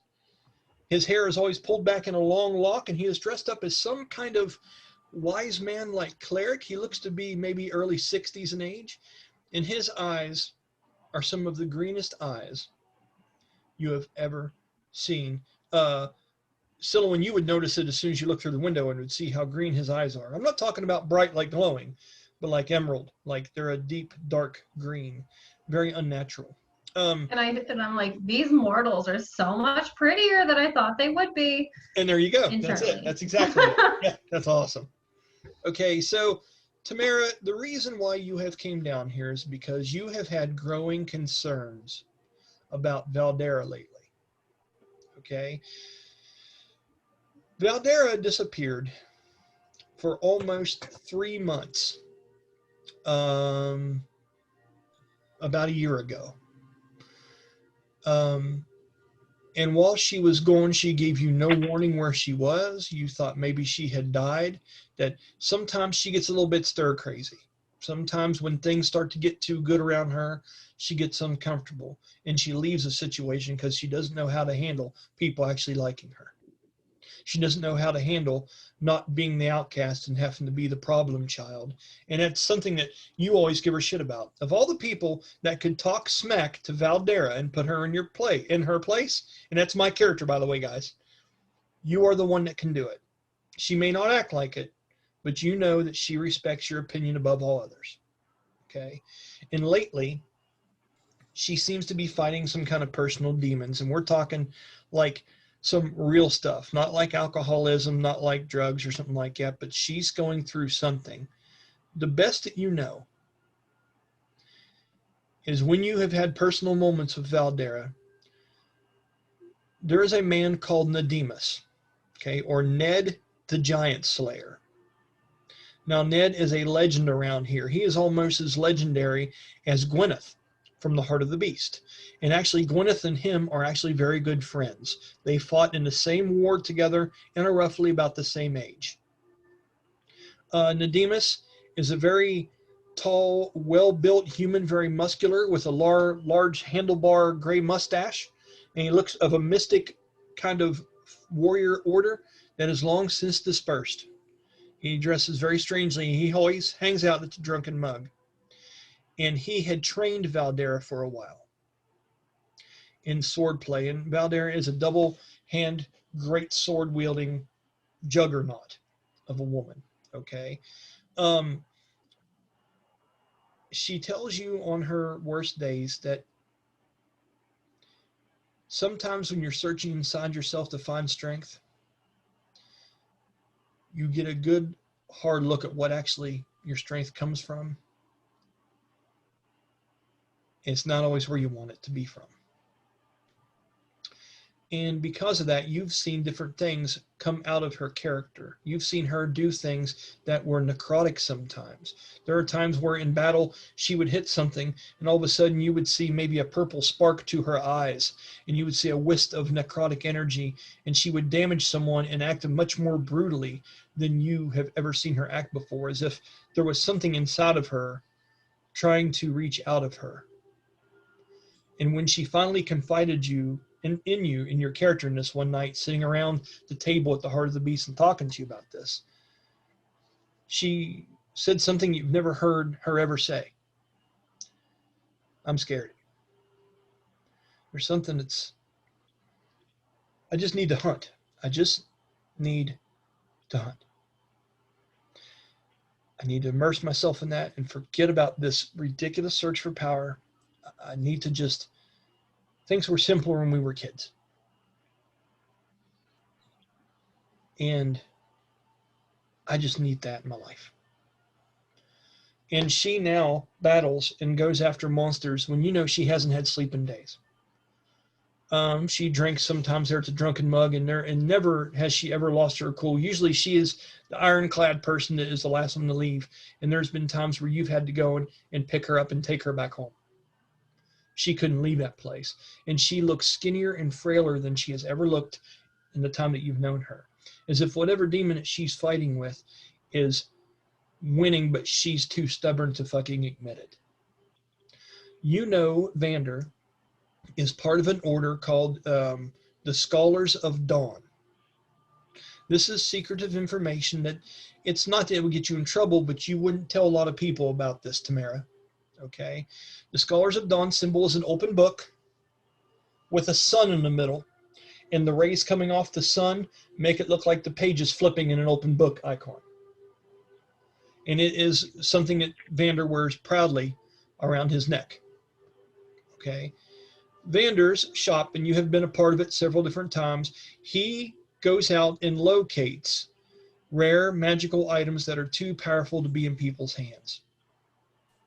And he has I don't know what you want to call it, a vault, a vast, long chamber of hallways underneath of his shop where he stores these things in separate rooms to keep them safe from people. Normally, he'll commission people to go out and get these things for him, and he'll reward them very well. He seems to have a limitless amount of money. And on this day particular, Tamyra, you have went to him, which you have a good relationship with. He is a friend of yours. And you have went to him asking if there is anything that he would have that could possibly help Valdara fight this demon that's going on inside of her. Okay? You with me so far? So far, so good. Okay, so I'm going to go ahead and give you a minute to have a little bit of dialogue here, if you don't mind. So with that, oh, hold on, I got something here in chat real quick. Now, here's the thing. What I'm recording, if I hit the chat button, I know you guys can't see it, but I'm pretty sure that if I pull it up, the people watching the video will be able to. So if you got to message me something, Facebook on the phone. Okay, guys? And whoever's going for the phone right now, I know it's you. I'm watching your hands. So, nope, we're good. Okay. So, when you first went into his shop, Tamyra, you know there's this little girl there that wears a red cloak that is a very pretty blonde-haired little girl that is extremely smart, and she lives in a loft up in the vast library that is the second floor of Vander's shop. And he is also a source of ancient information on about anything you could imagine, especially ancient relics and things of that nature. And she's always up there going through books and hanging around and going through stuff. And when you first enter Vander's shop earlier that day, she comes down and is bringing Vander a load of different books on some kind of subject. And as he looks at you and you walk in the door, he says, "Not Tamyra. It's awful warm in here. Would you mind just sticking an iron in the door and letting some of that heat escape, please? Ember seems to have been overzealous in her wood placing this morning." Tamyra happily does so. Okay. As that happens, would you do me a favor, Sylowen? Will you mute your microphone because she's echoing while she's talking? Thank you very much. Okay. So it has a cool effect. We'll do it if she ever gets possessed, and we can do that shit. It'll be fantastic. So with that, do you go ahead and there's an iron that sits there beside the door that you would simply just have to scoot over with your foot if you entered. Is that okay with you? Yes, happily opens the door with the iron. Okay. As you do and you place it in there, she kind of gives you a look, this little girl, as if she's wanting to talk to you for a minute. And he goes, "Run along, Ember. We have a lot of things we need to do before tonight." And he looks you up and down. He looks in your hands and he goes, "I see no contract in your hands, and I see no armor on your mantle." He says, "A social visit then from Tamyra." He goes, "Well, this should be nothing but pleasant." He says with a kind of curious grin, and you and him get along, and he knows you're a detestment for people that look at material things like that. He is not that guy. Vander and you get along very well. And when he makes comments like this, he's kind of playing to that he loves it when you get pissed at people for misspeaking. It's one of his favorite things. Okay. So as you walk in, he says to you, "Have you ate yet this morning?" Whatever you want to say. No. "I'll send out for some food then. You look as if you want to have a conversation." That I do. He nods. And he says, "Well, go ahead and out with it then. You and I share no secrets here." You and I are good friends. I have a favor to ask. He looks at you for a long moment, and he takes that stack of books and he puts it underneath the shelf back underneath of his main counter. And he goes and he puts his hands like this and he goes, "And perhaps I have a favor to give." Do you know of my friend Valdara? Okay. He nods at you. You do know that he knows Valdara fairly well, although the two have never spoken in length that you have. And he goes, "Yes, I know of your rougher half. I've seen her in action, and I see the strain on your eyes when you mention her name." My rougher half needs some help. What do you have to offer? He goes and he turns. He says, "It seems as if you're holding a piece on a chessboard with an obvious move. I would ask you, what kind of help is it that you would need?" Obviously, you mean materialistic. Materialistic in order to help an inner demon. He looks at you and he sighs. He goes, "So there it is. You've noticed too." That I have. It's painful to see. He goes, "It's commendable of her, to be honest. A lot of people love people such as yourself, Tamyra." And he says, "Ember, find me the one of Johannes, please, and bring it to me immediately." He's talking about her fetching a book for him. Okay? And he looks to you and he says, "Several weeks ago, and we could go ahead and call him, for lack of a better term, a fellow scholar," and you know exactly what he means by that, had came to me, and we had discussed what it is, what becomes of the past of a paladin. What becomes of the young, cruel boy a king used to be? What becomes of the bad parts of ourselves that we bury and put back to replace them with the better path forward? People all too often take for granted the fact that these are parts that built us, the literally foundation stones that make us every bit of who we are. So without them, everything on the surface may be pretty to look at. And he smiles as sarcastically again, because that's something he's playing at, something a fool would only say to you. And he says, but without learning the hard lesson and hard lessons of our past, the structure would have never been built and would fall. Ember comes down with this large tome in his book, and he takes it and he lays it out.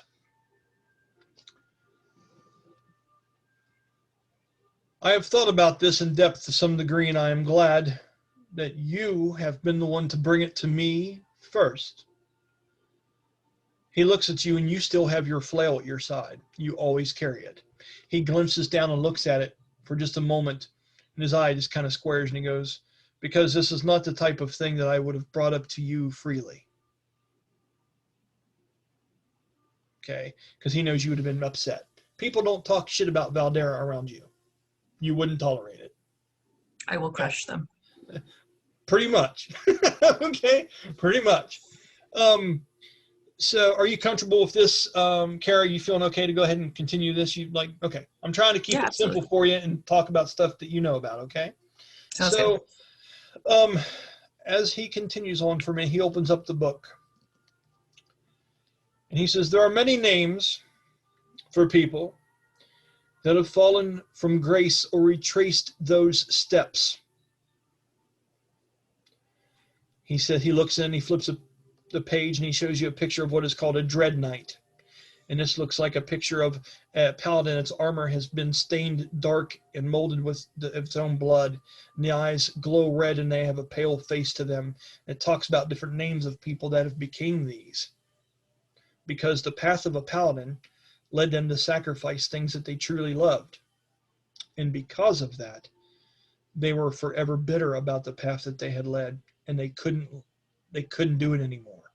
The anger of what they had to give up and how selfless they had to become to be this holy channel and vessel scorned them and made them mad at the actual gods that they were serving. And he looks at you and he goes, I'm no professional. And I know Valdara is no saint. And that's one of the reasons why I truly do like her. And he taps at the book with his fingers on the pages, and you can hear the tap audibly. He says, but this is not unsimilar or dissimilar to what I believe she might be going through. The thing is this, Tamyra, and it pains me to tell you this because I do appreciate your stepping forward. Anything that I have here that would help this is only a mask. Valdara is who she is. That's what she was built up on. If you take that away, you're pretty much talking to a zombie that acts like Valdara, or acts the way we want her to. Might we try a different approach? I don't choose to change Valdara. I just want to help. Therefore, may we try a placebo effect? As in, you give me something with the illusion that it will assist. Although we both know that she can do it on her own. He looks at you and he grins, because he loves shit like this. You know you were playing to Vander's hand very well right now, Tamyra. And I just want everyone to know that you have to be a certified pharmacist to throw words around in D&D like placebo. So don't think I don't know what you're up to. That's good shit. That's awesome. So when you say this, he says, So if we are speaking in metaphors and the possibilities of implications, they have to do with placebos, as you put it. Mirages. We'll call them mirages. No, it's fine. It's fine. Because that's a thing. He says, I have something with a grin that could work, but it's almost going to be up to you to see if you can force the cat into the cage. And I know Valdara is not one for cages. Challenge accepted. Okay, nicely done. So he opens up a book and flips a couple pages, and he shows you something. And what this device is, let's say it is a, trying to say how I want to do this, because I know what I want it to be, I just haven't created it yet. So let's say it is a lantern, okay? And in the lantern, there are many different rooms and things on the 6 different panels. It's almost like an octagon shape. What is that? 1, 2, 3, 4, 5, 6, 7, 8. 8 sides, maybe? Okay. Mm-hmm. And there are different 8 panels on it. And they have different markings and rooms on it. And what he reads to you out of the book describes this, that when a person peers into this, this can induce somewhat of a trance and give them almost what you would almost call like a dreamlike state or an out-of-body experience. Okay. In said trances of this nature, they have a chance to control their dreams while they are in the light of this. If she were try to wrestle with inner demons and find some kind of absolution within herself about a past guilt or something like that, a lot of these were used on warriors after the Dawn Wars. They would take these lanterns and they would walk about the battlefield to survivors and lay these lanterns down in groups of weary soldiers that were resting from fighting giants all day. And they didn't realize it yet, but when they would lay them down, it let them be able to confront their nightmares and be able to get a night's sleep. This is one such relic left from that original war versus the giants. And I just made that up, and it's pretty good. It's pretty good. So, Awesome. Write that down. Like Ryan Reynolds always said, why don't you write that down? So, so with that, if you were to place this by her without her knowing, and you were maybe to drop in the idea before she went to sleep, that maybe she'd have a chance to wrestle demons, or maybe giving this to her knowingly, I would leave that up to you. Does that sound like it would suit your need? Accepted. Yes. He has a smile. Right in the middle of that, you hear. Okay. You look over, and there's these large eyes of this very pretty and thin face looking through you, looking at you curiously with her mouth open, almost like she's speaking words like she wants to say something to you. And she looks back around, and then she kind of looks nervous for a minute. Sylowen, this female inside has met eyes with you and is looking at you like, what in the fuck? There's a door. That's Tamyra's thing. With that, Oma, you would just now be reaching the front door. And upon opening the front door, you would see Tamyra. Tamyra and Oma know each other. Oma being the Native American looking in a place where there's no America. But she, and this is funny, I have to keep moving my laptop because my office chair has a leak and I slowly sink as we're playing. So at the end of it, I'm just like, I'm kind of, and what we're doing next is just kind of ridiculous. So having said that, you guys have been on an adventure together on the airship, the Lion Lung, which she is a crew member of. Oma is kind of like the resident cleric on that ship, and they treat her with a lot of respect, but they protect her as well. Oma seems frail on the surface, but you've seen her be strong. And she has a warrior spirit deep inside her. You haven't had in-depth conversations with her, but you've had several. Alex, can you think of an occasion where your character has encountered Tamyra in the past?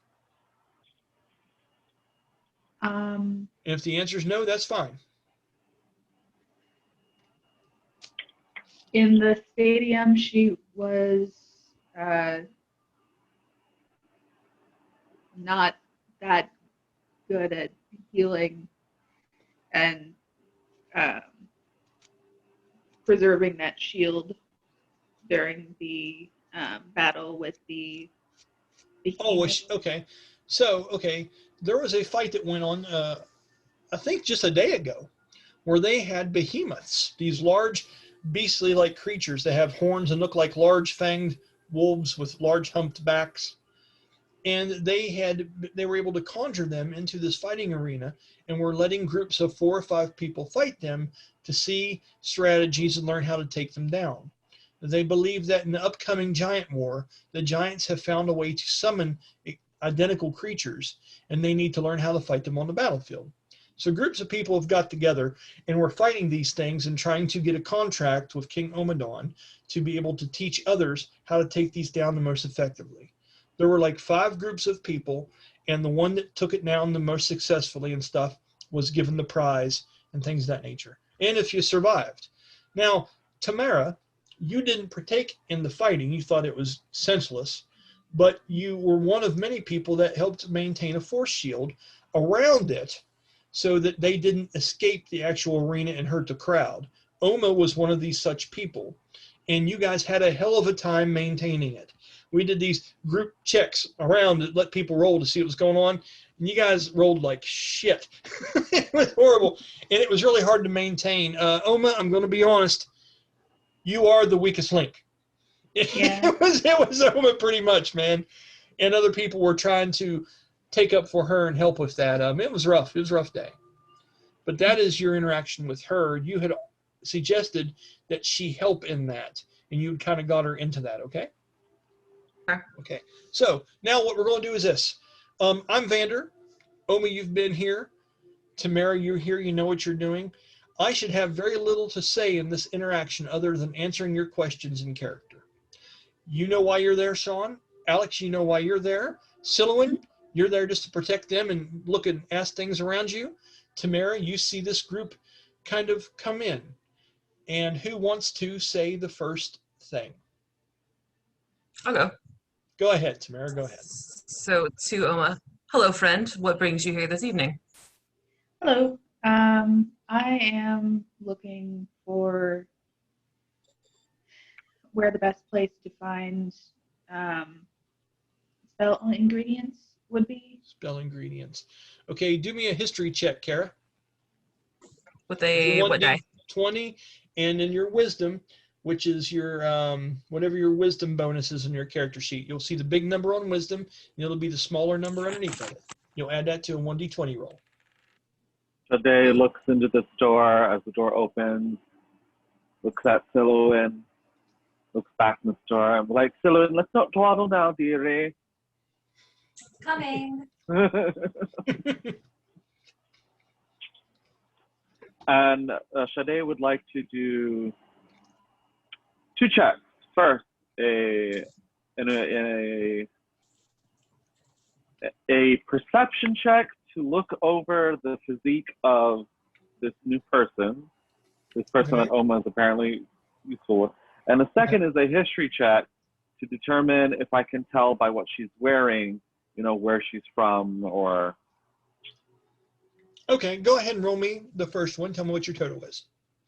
So Kara, while he's rolling some dice, on your character sheet, which is your main page, you're going to see several different numbers on the left-hand side of that sheet. Okay, Big so number. I add the big number to what I rolled? No, the big number is your actual score. That can go anywhere from 1 to 20. The big number is your actual score. Down below that in a little circle should be a smaller number Plus. below it. That's your bonus. Okay. Unfortunately, Tamyra rolled a 7. Alex, you got competition. All right. So here we go. So with that,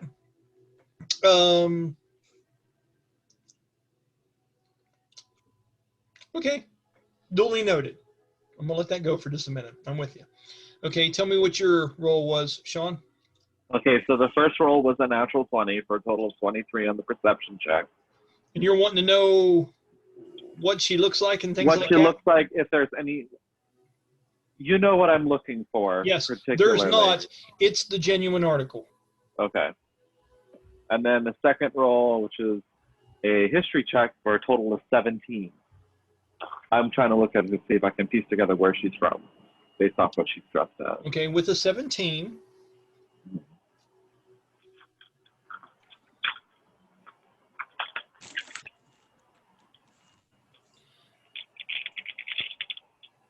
No. You know she's not from around here. That's all. There is no evident symbol or anything of that nature that would represent herself. You see that she has a bracelet on her left arm, as you inspect, that seems to have a silver image of a sword held by a hand, cut off at the wrist, with almost like a white ivory stone around it. It depicts something, but you're not sure. You've not seen that symbol before. Okay. Kara, I hope you realize what that's talking about. Gotcha. Okay. Insider shit. Okay. But what I've noticed the familiarity between Oma and Kara. Yes, you would have noticed that because they were speaking out loud right in front of you. Don't need to be a ninja to see that. Okay, so I tapped Oma in the show and was like, Oma, I'm going to introduce this, darling. Oh, have fun with this. Okay, go ahead. So, Oma, yeah. Alrighty. This is Tamyra. Tamyra, I would like you to meet Sha-dae and Sylowen. Okay, Sylowen, jump in and whenever you want to. Sylowen is very shyly behind Sha-dae, unsure about this whole situation. And just so you know, even with your mic off, which it needs to be when you both are on, we can hear you just fine. You have a little bit of tunnel, but it's not bad. It's actually still real good audio, so we're fine with it, okay? Okay. So this has been an introduction. So with that, Sean, is there anything else that your character is saying? Pleasure to meet you, Tamyra. As Oma said, I'm Sha-dae. Where are you from? The pleasure is mine. I'm from the north. Ah, interesting. Sylowen. You just like throw me in front of you. She kind of like nudges her forward. Say hi to the nice lady. Hello. He obviously saw the way you were looking at her through the window and stuff. Oh. Fascination with people. Also, it's like is my wing covered, or is it like just out there? It is out there. And it is tucked in. It is not exposed, but it is tucked into your side, and you wear something over, hiding the very small leftover stub of where the other one once was on your back. But like she can tell I'm not a human. Yes, yeah. Okay. Without a roll. Yeah.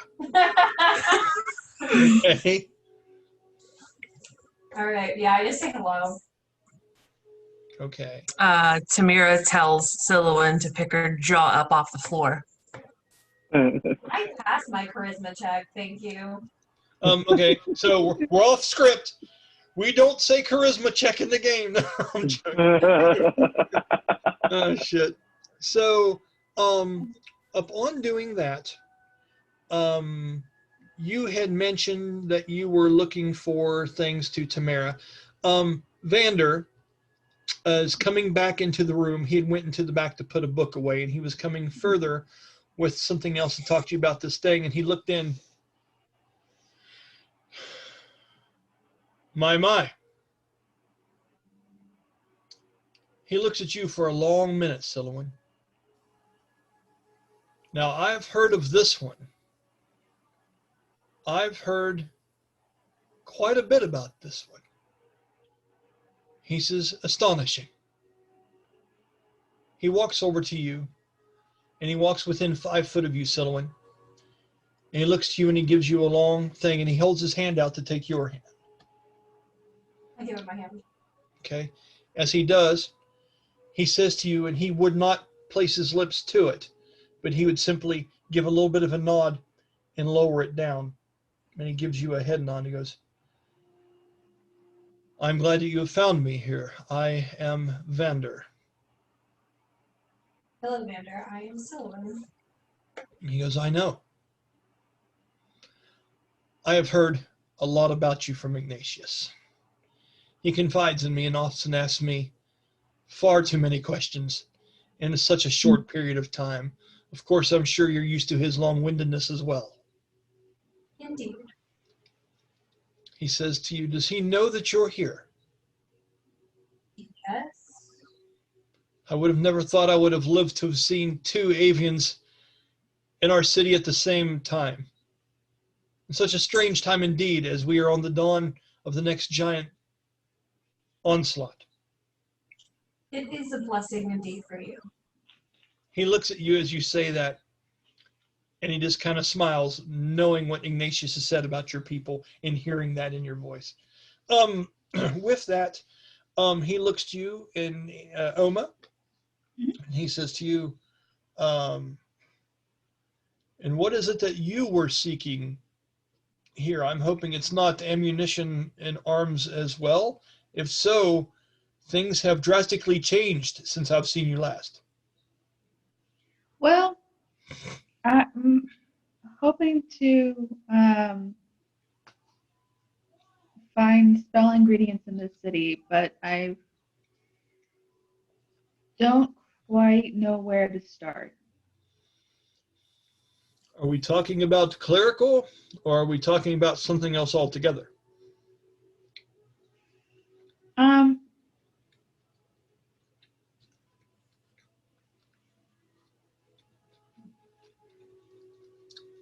Clerical for now. Tamyra taps Vander on the shoulder and whispers in his ear, can we trust Sylowen?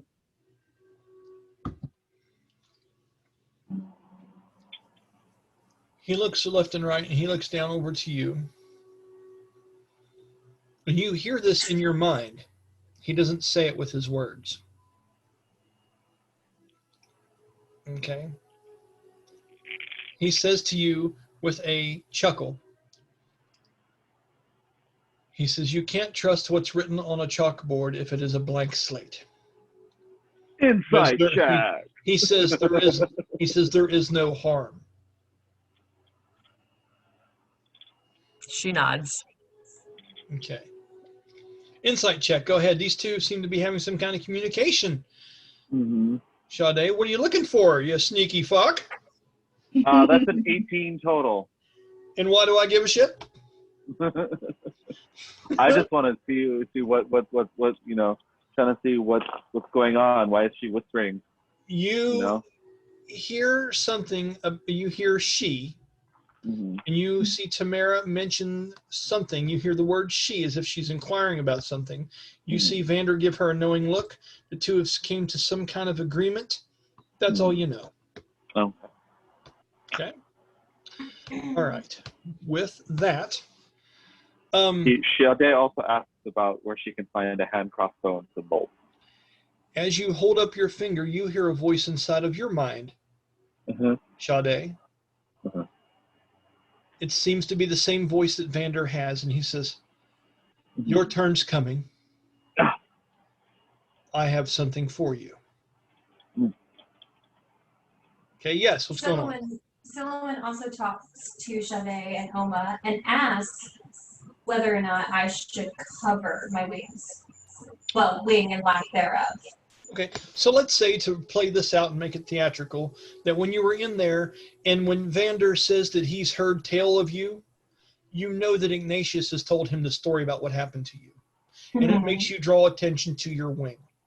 So as you say something like that, Vander speaks up and speaks to you straight on. Sha-dae, you were still just a little bit taken by the fact that Vander was able to talk to you telepathically. Yeah, that was a shock. But he does say he has something for you, and you've never met this man. Okay. As he looks at you, Sylowen, he says to you, he goes, modesty is not a luxury that many people have in New Gamdar, Sylowen. He says, I will tell you this. And you know, when you were asking those two, he just kind of overheard and is stepping up and being kind of, I don't want to say empowering with his voice, but he's being very secure about this when he says this to you. And he says, I see many people walk up and down these streets wearing medals of honor and helmets upon their head that hide their lack of courage on the inside. He says, and when I see, and he takes a deep breath and he turns towards you a little bit and takes a long look at your singular wing with a remorseful eye that is firm. And he goes, and to see you hold your chin high, donning half of what many men have never had, I wouldn't cover that for any amount of gold in the entire city. Sylowen,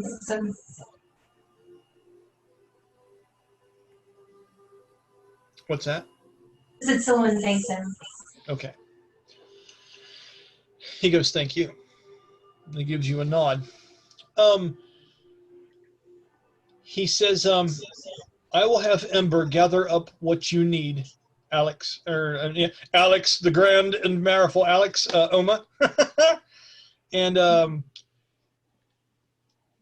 I have what you need as well. Sha-dae, is it? Mm-hmm. Yeah, but how did you know? Follow me this way. Okay. So as he does that, he is escorting Sha-dae back, and there is a staircase that drops and descends back behind the main counter of this place. Okay? Yeah, as he's following on, the Sha-dae's hair kind of shimmers between the black and to like a kind of a wavering blue color. Okay. And then goes back to black. Okay. Tamyra and Sylowen, please roll me perception checks. That is a 1d20 plus your wisdom modifier. 12. Okay. Give me 1 second. Okay. 15. Okay. You would notice the change in hair color, Sylowen. Tamyra, you did not. Oma, you always do, because you are making a mental map of the different emotions that Sha-dae goes through and the different images and things that her character takes on. Okay? If Sylowen, if you want to ask her something, or if Alex, you want to talk about what you have found so far after Sha-dae and Vander go down into the underneath of this place, that is perfectly fine. But for now, I want to go ahead and turn the attention to Sha-dae for just a minute. And then we're going to get back to Miasha. Okay? So, Sean, as you're going down into the staircase, Vander walks up to that symbol, and there is a large stone two-piece door that has an emblem of a sun with some rays projecting out. They look like they would look like they actually overlap and insert into the door beside them. Mm-hmm. As he holds his hand up over top of it and holds his hand close, it's almost as if you hold a flashlight to your hand and you can see the red light kind of come through your skin. Only when you do that, you see the shadow of that same symbol, that open book with the sun and the rays shining through his hand. Okay? Almost like the light's going through, but there's a darkness there that the light doesn't get through in the shape of that symbol. Okay? As he does that, the sun rays move in as you hear grinding stone and metalwork moving and gears turning inside of these somewhat hollow stone doors as they begin to roll back and make sounds on metal tracks and recede into the sides of the wall. He looks over at you and he says, I have something I need to give you from Bastille. Okay. Intriguing. We thought you might react that way. Follow me. Very well. You continue on with him? Yeah. Okay. As you continue on down the hallway, there is a room to the right, and he looks at you as if he wants you to stand there and wait for a minute as he goes inside. Patiently wait. He opens up the door in a similar way. Roll me a perception check with disadvantage. Disadvantage, Kara and Heather, is when the odds aren't good in your favor, so you roll 2 d20s and you take the lowest of those two, and that's the one you use. It can happen a multitude of different ways, okay? And we'll get into that more as we play. That's a total of 7. Okay. You don't know what kind of room he walked into. He's able to move his green and gold cloak in a certain way as the door closes behind him. You wanted to peer in really quick and take a look. You were unable to. Okay? As he comes back out, he has with him a dark wooden box. And you smell embers and something very familiar. You smell something demonic. This smells like brimstone. Roll me a charisma saving throw, Sean.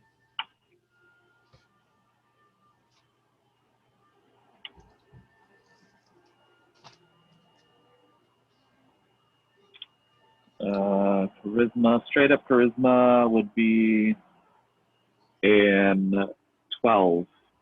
Okay. Whatever you do when you shift, when you are nervous, you show a glimpse of that right now. So go ahead and discuss to me what that would be. So what that would be is my hair turns kind of like a bluish purple at that point. Like, yeah. It's when Sha-dae reacts emotionally, with her hair especially, it's not consciously. It's like a nervous. It's like an impulse. When Okay. especially when something hits emotionally hard, it's an impulsive reaction. Yeah. Okay. So with that moment, he stops with the box for just a minute and he looks at you. And he says, this is another day of firsts for me, as I've seen my second avian and my first of your kind, Sha-dae. At that point, everything just turns to white. Like your the true self? My true self, and the eyes turn to gold. He looks at you and he goes, this is a safe place. And he goes, I've never met anyone like me. and I don't suppose that you will. But there is something more far important, something maybe, yes, you were seeking when you came here. Possibly. Bastille knows that you have been seeking him, but he is no longer available right now. He is off finishing up some personal business. He has told me a bit about your captain, Gleandra. It would seem the two have met and have formed some kind of mutual understanding and relationship. You have seen that. When they were on the airship race and things like that, Bastille and your ship captain, Gleandra, and for everybody who wants to know, Gleandra is a Medusa. And she is the airship captain of the Dreadnought, which is a very deadly, very offensively powered airship, probably the strongest one offensively in Skywatch up above. And a lot of people want to automatically think she's a villain. This roguish character we keep speaking of named Bastille, that is not with us right now, thinks otherwise. He's seen through the disguise. Okay? And he says to you, he goes, this will help with your cause. This is a gift from Bastille. He has came across this item, and as a purveyor of rare and unique gifts and things of that nature, I need to go ahead and explain to you the conditions of which you leave this chamber with this object. Are you willing to listen? Yeah. Okay. He goes ahead and discloses that if it is lost or falls into the wrong hands and things of that nature, that the evil that it can do. And he would give you an example of something it has done in the past, some story. What he explains to you, this device is, Sean, it is a bag that has ashes or remains of someone, almost like an urn, but there are also embers burning in it and sparks at the same time. This is a very rare and unique thing, and you can only use so much of it at a time. Once it is used up, it's gone. Okay? But what happens is, Bastille had been researching the murders as well, which is why you wanted to talk with him.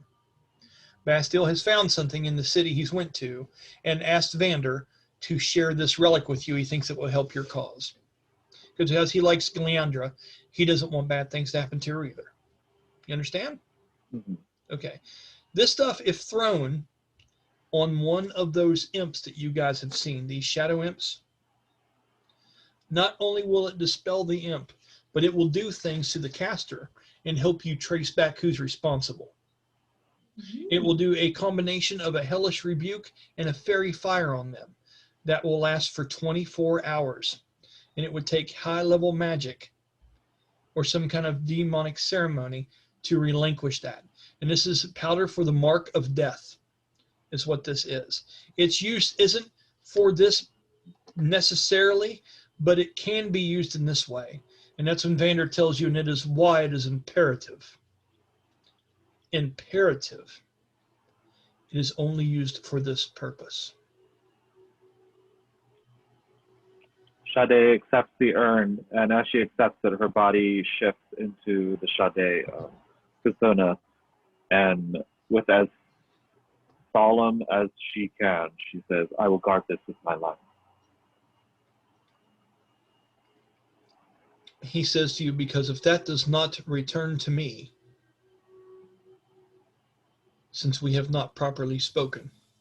And as he waves his hand and goes like this, he looks on his shoulder. Your raven is sitting on his shoulder. I will take this in place. Understood. He looks to it and he whistles a couple words and says something to it with a couple gestures of his mouth. And as it does, it flies back and lands onto your shoulder and then disappears and fades back into you. Okay? That was some pretty sick shit that just happened. You're not quite sure how deep you're in here, but you do know that he's very serious about this. Mm-hmm. Okay. So, we'll stop there with you. Ember, Oma, and Sylowen is running, and the little girl from upstairs in the library of this place comes down, this beautiful little blonde-haired girl with this red robe around her and different trinkets, and she has different scrolls and things all tied to her sides and stuff like that. And she comes down, and she looks at you two extraordinarily confidently. And she looks up at your character, Sylowen, and she pinches your arm and laughs. And she looks over at Oma and she goes, they're thin so they can fly. It makes perfect sense. I've read about you. She says, I can't. And she goes, are you Ignatius's daughter? I look at Sha-dae and I ask, do I pinch her back? Is that normal? Sha-dae is still downstairs. She hasn't. Oh, sorry. I look at Oma. Sorry. Oma, what do you say? She think this is the kind of greeting and grab her nose, just be like, ah! It could be good shit. You know what's going to happen. But Sylowen's just very unsure. Is this normal? Is this what we do? I don't know. Go ahead, Oma. What are you saying? Have fun with it. Fuck it. Explore the room. This is not normally what we do. Okay, so don't pinch her. Tamyra judges from afar. All right, and then she just Tamyra bends judges down from afar. That's good. and looks at this little girl and she says, I don't think so. Okay. Do I know my lineage to the DM? Yes, you know your parents and you know things of that nature. I've never really delved into it that much. If you want to be nondescript, that's perfectly fine here. I'm gonna just go ahead and say I have no idea who my parents are. I was born in the aviary orphanage, if not. Aviary orphanage. No, I like it. I'm writing that down. That's a keeper. It's not a keeper. And then, so I seriously Little look at the avian child Annie. and say, I do not know if that is my father or not, but doubtful. Okay. With that, she gets a pen and paper and she writes some things down that she would say you want supply wise. And Ember, her name is Ember, and she asks you, she goes, and the other one, the dark looking one, what exactly was it that she wanted again? And she kind of hits her tongue out and is kind of looking at the paper and look at you and wants you to repeat what Sha-dae had wanted. Crossbow. Sylowen speaks up. She looks over at you and looks around. Okay, is cross what? Crossbow, maybe? Crossbow? And maybe some like those crossbow things that go into a crossbow. I don't know, maybe. And things that, right? Okay. And she's Arrow. writing all of it down, trying to get the best version of it that she possibly can. She goes, okay, and I'm bringing food back with me, and and she leans into you, Oma, and she goes, and I know that he's too warm in here, but it's cold upstairs. It doesn't travel well. Would you please put some more fire on that before you leave here? Certainly. She smiles and she goes, thank you. And as she leaves, she looks in with a kind of a mean kind of look on her face, and she kicks the iron out of the door and shuts the door up so it'll heat up upstairs. Okay. And she leaves and goes on. Okay. So from there, we're going to stop that action for just a minute, and we're going to go back to Miasha. Okay. Miasha, thanks for being patient. Jeremy, you're being the most patient of everybody, but we got something we'll probably do the next episode, and you're going to be jumping right in that. Okay, buddy? Okay. So, Miasha, after being in your room for a little bit and reading the letter, how long is it you want to wait until you go to the place where you truly practice? Probably not long. I think I might dress a little bit warmer. So just maybe put a cloak on or something like a warm shirt. Okay. Maybe grab something to drink, then just head out. Okay, sounds perfect. All right, so as you do, you can see that Quill is gone. Okay. The bottle is there, and there is a full shot sitting there that he did not finish. Okay. There are several different leaflets of paper that are on there, and you see a quill, which his name is Quill, but you see a quill laying there beside it. Roll me an investigation check. Sure. All right, that is an 18. Okay. You look at it and you realize in his haste that if you really wanted to be sneaky, you could take your pencil or a piece of chalk and rub over top of what he is writing, and you could see the indentation of it on the note below. Would you choose to do that, or do you choose to leave it alone? Oh, decisions. Look at Sean. Sean's like, I'd have that shit. Up to you. I might see what's written on it. Okay. Roll me a performance check. Sure. You're good at these. Yeah, I feel a little bit more comfortable with this one. I would. A 22, that is. Yeah.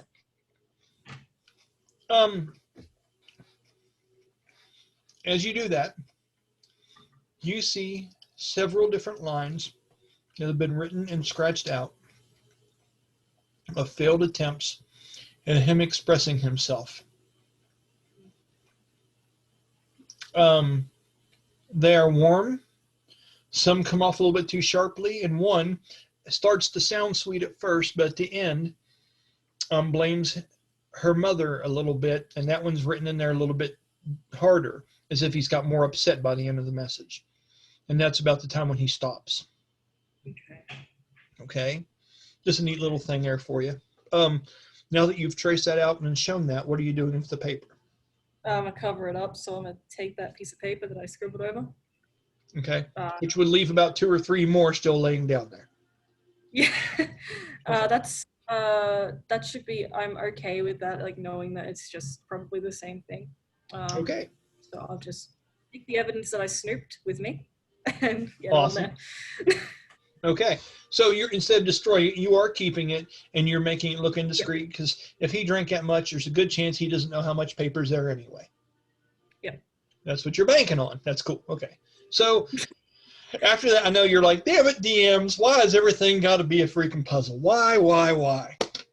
And the answer is theatrics, everyone. So as you leave this place, you know that the theater is up in the second level of the city. You know how to traverse there, and you have went there many, many different times. Okay? As you go, you see different merchants all over the place. This is about midday now. Okay? And it's overcast. There are a lot of clouds in the sky now. Now the snow has started to fall a little bit more significant, where if you stood out here for an hour, accumulation would form on your hair. Okay? With your cloak wrapped around you, it is nice, but you still miss the warmness of your homeland. And it is always evident in what you do. Even with your thin fur that you do have, which isn't exactly as thick as what the tigers would be, it still is hard to keep warm in this climate. As you make your way through, you find yourself at the stairway to this forgotten side of town. There are actually some pieces of banners and stuff that were left here where some kids had been here playing most recently in the last couple of days, where they left a banner of the celebrations and things that are going on down below. There might even be a wooden bowl and a couple cups and things where people left drinks behind. Okay. And as you're there, you're thinking to yourself, I hope they left my stuff alone. And there is something that you have left there that is your own personal thing, and there is a rug that you have actually brought from the sands of Tamyra, your actually homeland, to this place.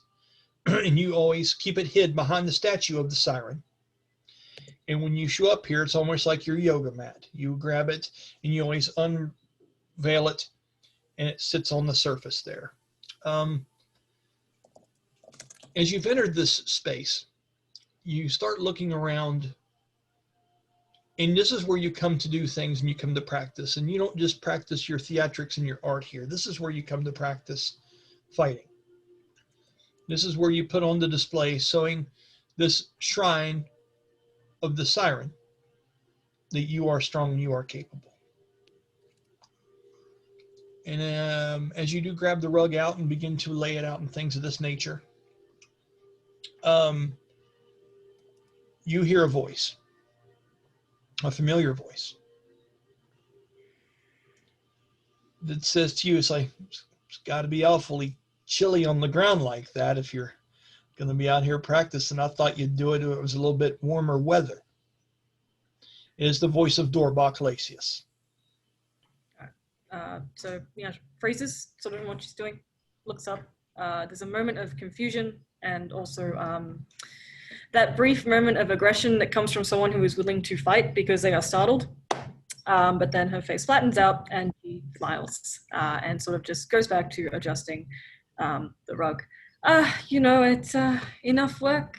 You don't even feel the cold. With that, I'm going to go ahead and share a map with you guys. There's a map of this location and this interaction. Okay?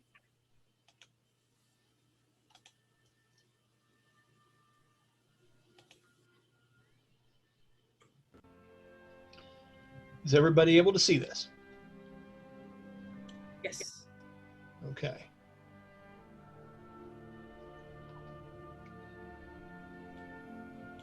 Just a moment.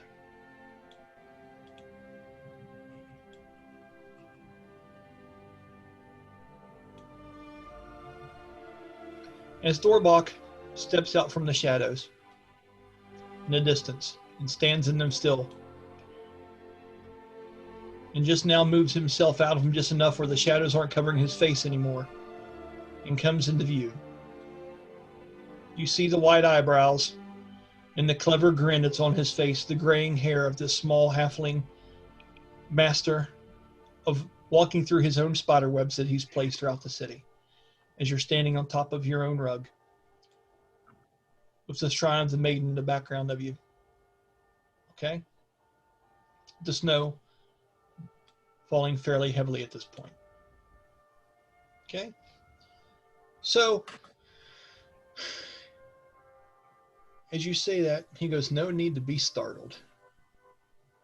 I'm not here to try to offend you. I'm here to offer you, how can I even put this? He says, well, let's face it. You're getting bored of just doing the little mundane tasks I've been asking you to do for me, right? Yes, I am. I'm not going to lie to you. I'll say it plain. It is boring. He goes, as anyone would. It's not a perfect gig. There's nothing really rewarding in it. But it's the long-term goals what suits me, and that's why I've come to talk to you here today. Because there's no one around. And he goes, we've got a problem. A problem. That's the last thing you want to hear. That's the last thing I want to even acknowledge. And he goes, and it's going to be up to you, Miasha, to help us fix it. See, I can't be a part of it. It's almost like when you lay down a rug on a mud puddle and you let the princess walk through it. Gets the rug all dirty. It can be traveled back to me and prove that I was a part of making this elaborate whole hoax happen. This can't have my name on it all. You're one of the very few people that I ask for favors, but no one's ever tied you to me yet. No one's had you pegged for someone that slips so easily through my webs. He says to you, he goes, I know you're familiar with the lockdown up in Skywatch. And I know you know about the murders that have been going on around the city. You do know about this, Miasha. You know that lately there have been a strain of murders that have been depicted and seem to be making increasing stress between Dorbac's part of society and the king's part of society, as I was discussing before. Okay? A lot of the last couple spying missions that he's been sending you on, you can't help wonder if they were to gather information about that, although it's never your job to ask questions. You've always kind of stayed neutral to the whole thing. Is that fair? That's fair. Yep. Okay. So, as he says this to you, he says, how about we play a game and we turn the tides on them? He goes, you know me, I'm always liking my own ego and being more clever than the other guy. Well, I think in this instance, you might be able to help me out with that. You want to hear me out? I'm still here, aren't I? Indeed you are. I am standing on your rug, though. It's not like you could just take off and leave this thing, or me here in the cold for that matter. He says to you, he says, here's the pitch. He says, these things have been trying to prey on innocent people. People that look like, well, they're innocent. They could be some young girl, they could be some newlywed sitting at a park bench, mind their own business before someone comes behind them and just cuts their throats. He has a sinister look on his face when he says that. Dorbac has a dark side. Things talking about mortality and things like that don't make his blood run cold like a normal person. You know that he may be playing it clever and charming, but he's capable of doing things if he needs to be. You know that. He doesn't blink very often. His eyes are very cold and dark. Okay? So as he's saying these things, he goes, what happens one time when they choose to pick someone to fuck with, but they pick the wrong person? You catching what I'm throwing at you? I think I am, yes. You're going to be the bait. I'm going to hold a meeting of a couple people later tonight after this dwarven wake thing that's going to go on. It's supposed to be going down at the Drunken Mug Tavern. The dwarves out there, the survivors, anyway, have all planned to get together to celebrate the ones that have fallen, the ones that still live. My idea is to get some people in the room with like-minded ideals. people that this kind of shit matters to. I've got a couple people pegged for the job. I'm going to talk to them.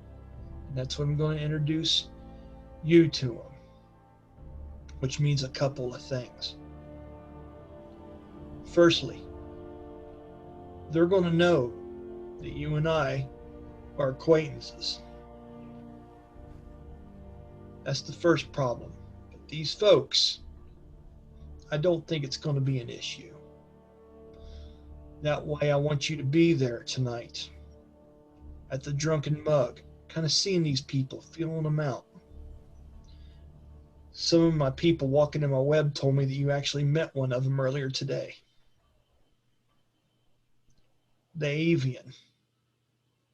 You know. And he holds his hand up sarcastically and shows a symbol for like one wing. That one. That one. Yeah.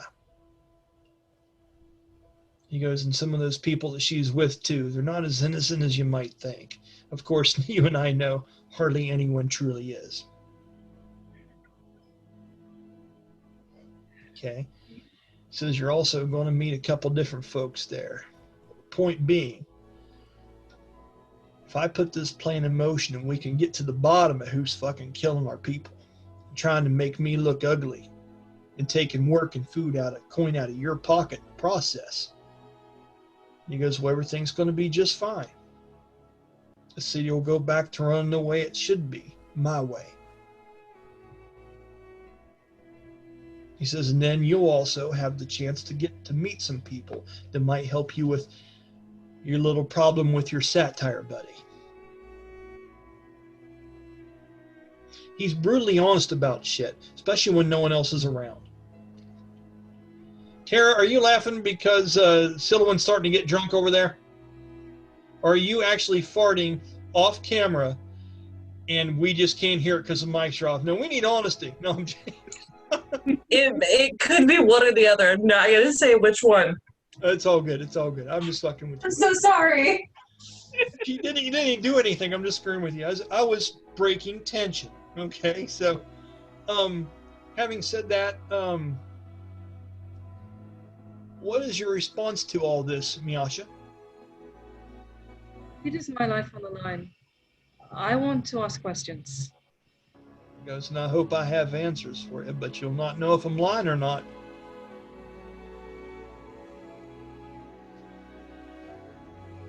What is your feeling on these people that you're going to hire? I think stupid people are safe people.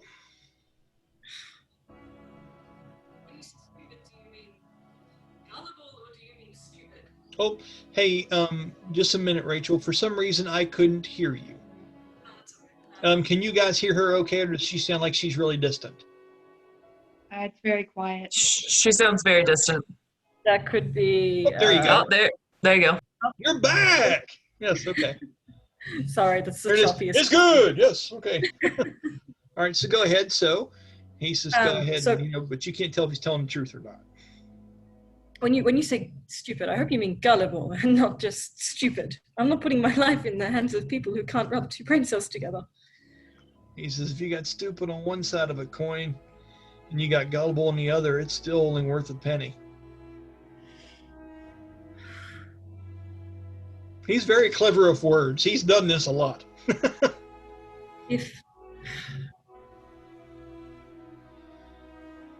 What will happen if they decide to talk, if they decide to tell someone that we're acquainted?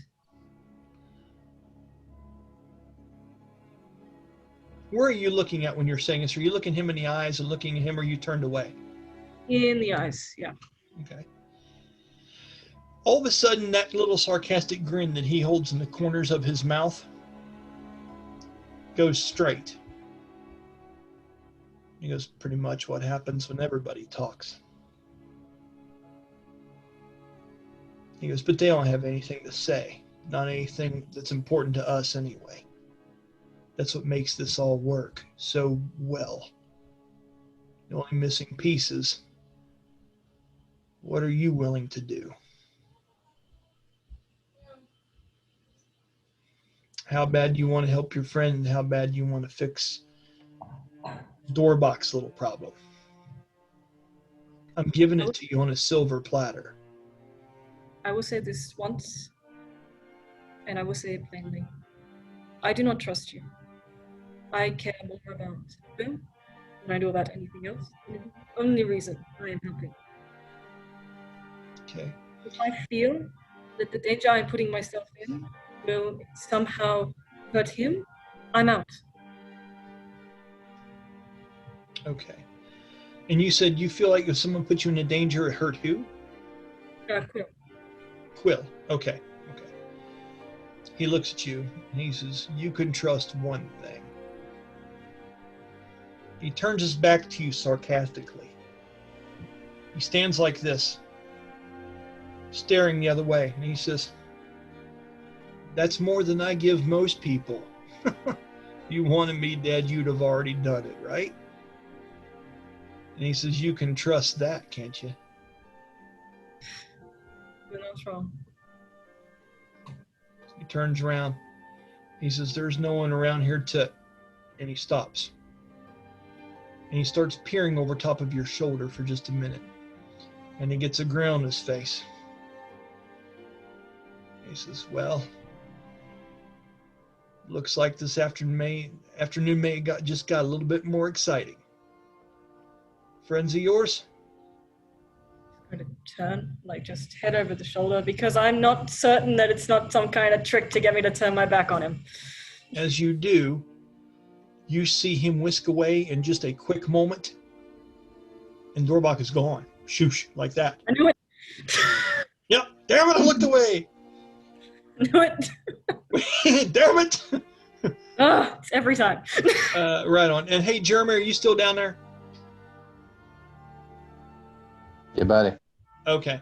I'm trying to make sense of this here real quick. Let me see something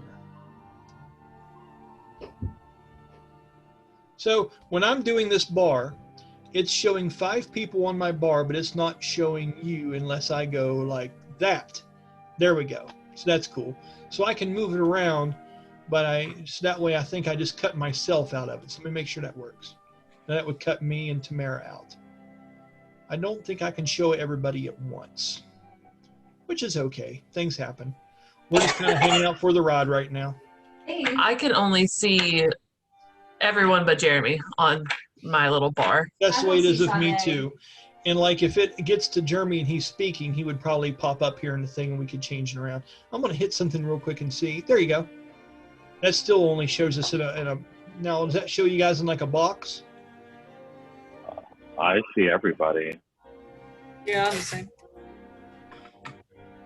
So if There you change it to the like the grid view and then you expand it a little bit, you can fit everybody in it. Yeah, that's what I've done on my side of it just now.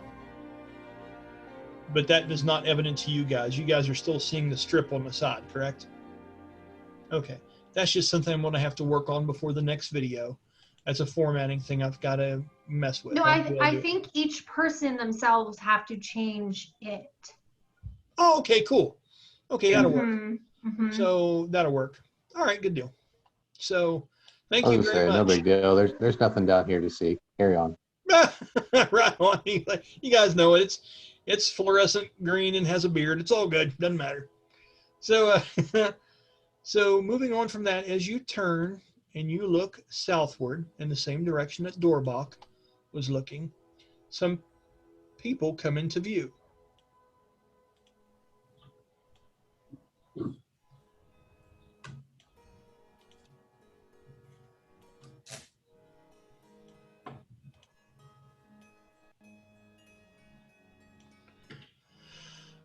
There are 3 people that come into view.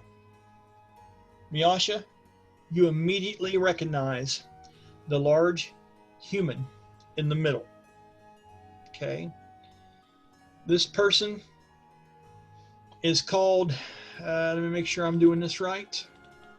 His name is Tenverden Wreckage Flannery. Flannery.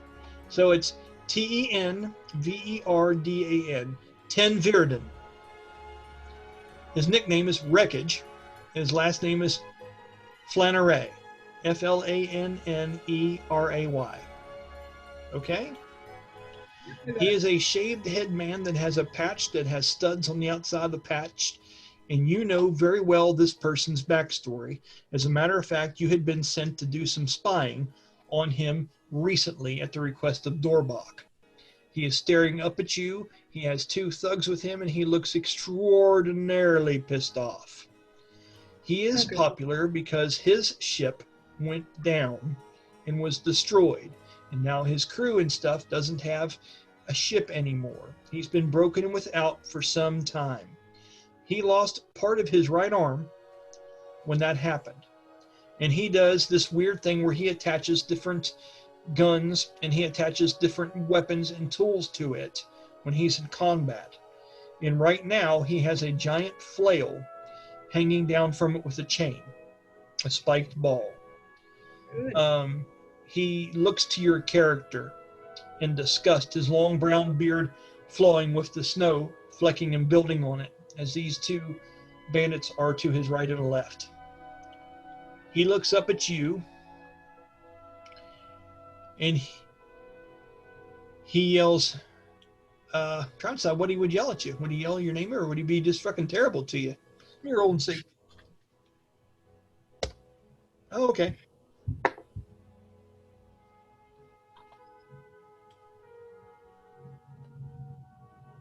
He yells up a street urchin. You lock eyes with me. Hello, how are you? How am I? Mm-hmm. You should ask yourself that question. I'm doing great. Thank you for showing common courtesy. So kind of you. You're doing great. I'm sure you're doing great. He says, did you think you'd see me again? I wasn't really hoping for it, but I guess here you are. You see the other 2 with your very keen field day hearing. Be like, dude, she's mocking him. What the hell's going on? It's like, shut up, dude. Just let it happen. You guys be quiet. The 2 are talking amongst themselves, laughing at the fact that you're just talking shit to this guy, completely in your role. I'd like for you to do a performance check to see how confident you seem in yourself. Okay. Oh, that's a good number. So that is 33, I believe. Let me just do that again. They're good? Yeah, 33. They're good. They're good. And I'm going to tell you, Sean, Jeremy, this is the kind of shit that she can pull off when she's doing performance checks. Just so you know. Okay? So, as you're doing that, they seem wilted like flowers in too hot a sun. You have no problem being straight with them. Okay? This is what you know about the asshole that's standing down here before you giving you mean eyes. Okay? He had been part of a plot. Let me make sure I'm getting this right, because I wrote it down because I took a shitload of notes. Okay. There is a gnomish cannon constructor that lives up in Skywatch. His name is, what they nicknamed him is Big Gun Dabbledun. That is the name of this guy. It's a nickname that he uses.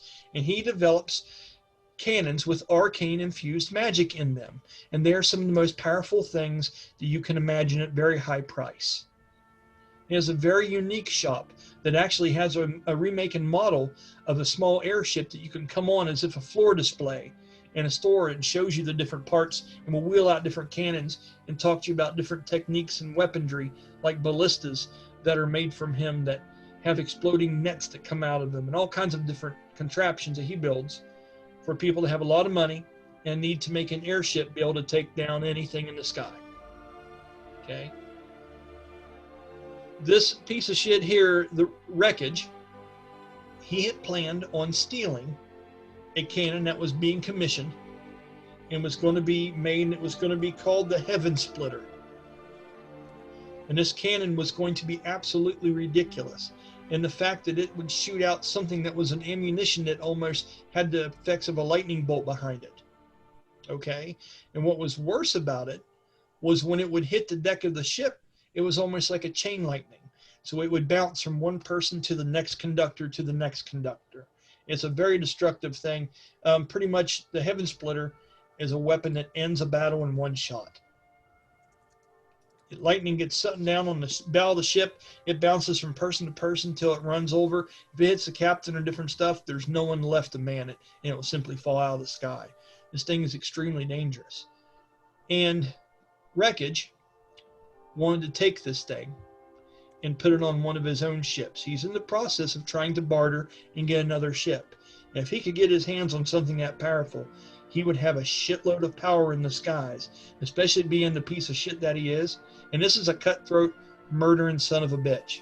And in the research that you've done into him has shown you a lot of things from his side. It showed you a lot of problems that he has. You've seen numerous people that you know for certain he's killed and just thrown over the ship's edge out in the ocean. He's willing to do ridiculous things. Okay? When you were going through and investigating this, you acted like a liaison for him, telling him that you could give him a way to get the actual gun, that you could show him how to acquire this. And you were lying to him the whole time and setting him up so Dorbac could expose him and he would be arrested. Okay? And so this plan would never come to fruition. Okay? The problem is he's not in jail. He's right here in front of you. And it's not the situation, or nor is it ideal. You know, he's a deadly adversary. And these two people to his right and left are just hired idiots. Okay? Roll me a perception check, please. All right. 19. Okay. Alex, roll me a DC. Roll me a 1d20 and a 1d4 and tell me what you get total. Treat Rachel right. Come on now.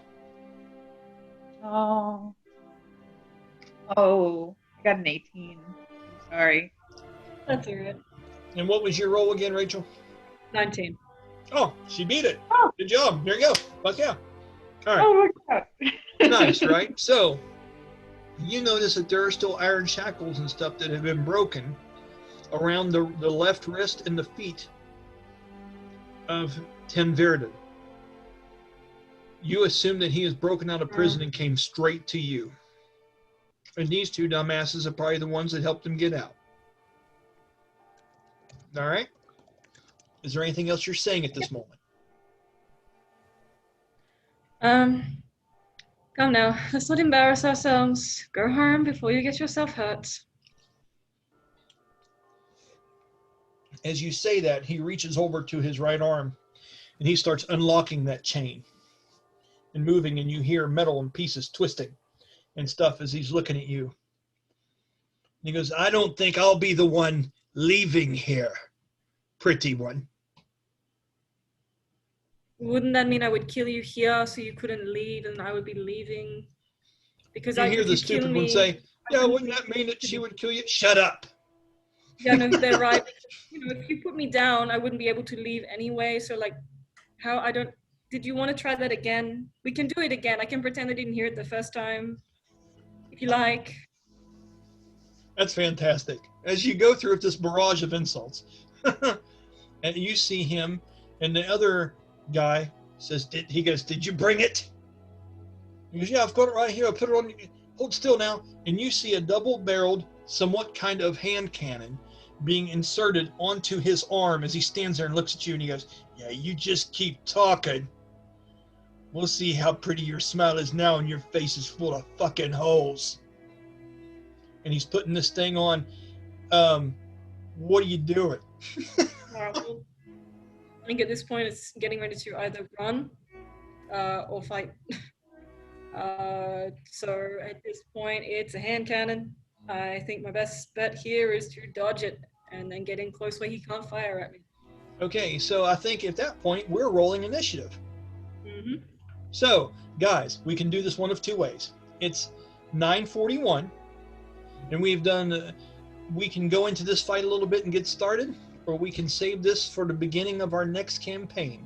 What would you guys, or our next game? What would you all like to do? Let's start the next campaign with some action. Okay. Oh, there you go. Okay.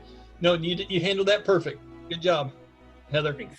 So we'll do that. So for now, we'll go ahead and stop. And then the next time we play, we will take up with this. And this will be the scene. It'll be rolling initiative to see what happens here when Miasha starts paying the piper. Dun, dun, dun. Let me go ahead and right on. So let me stop my screen share as soon as I move things around and stop. Okay, cool. So overall, everyone got involved. We got some really cool introductions made. Everyone got a chance to play out some things. Jeremy, I hope that helped fulfill the need that you had for Brahmus there early on. Oh yeah, absolutely. Right. So Tamyra has actually been introduced and got to have a little bit of a history with Valdara. So that relationship is building. You understand that dynamic, and you have met this group now. The big determining thing that's going to bring us all together is going to be this dwarven wake. That's going to happen probably after the fight with Miasha next episode. And that's going to be all of us under the same roof, hopefully. And then from that point on, we can see what this meeting is that Dorbac's character has in store for us and what him and Miasha want to offer us as far as a solution to our little problem. So with that, we'll all hang out here for just a minute. I'll go ahead and stop the recording, and then we'll bullshit and talk about what we're going to do and all that other good stuff, and find out what all the laughter between Kara and Heather has been about. We'll do a behind the scenes video later, like, you know, extra shit and all that stuff. So once again, I'm Brian. Really glad if you're watching this and you enjoy it, please let us know by adding a comment or something of that nature. We appreciate negative and positive criticism because, you know, we got thick skin, and we're adults. So once again, thanks again, and we will see you guys on Wednesday or Sunday. Take care, everybody.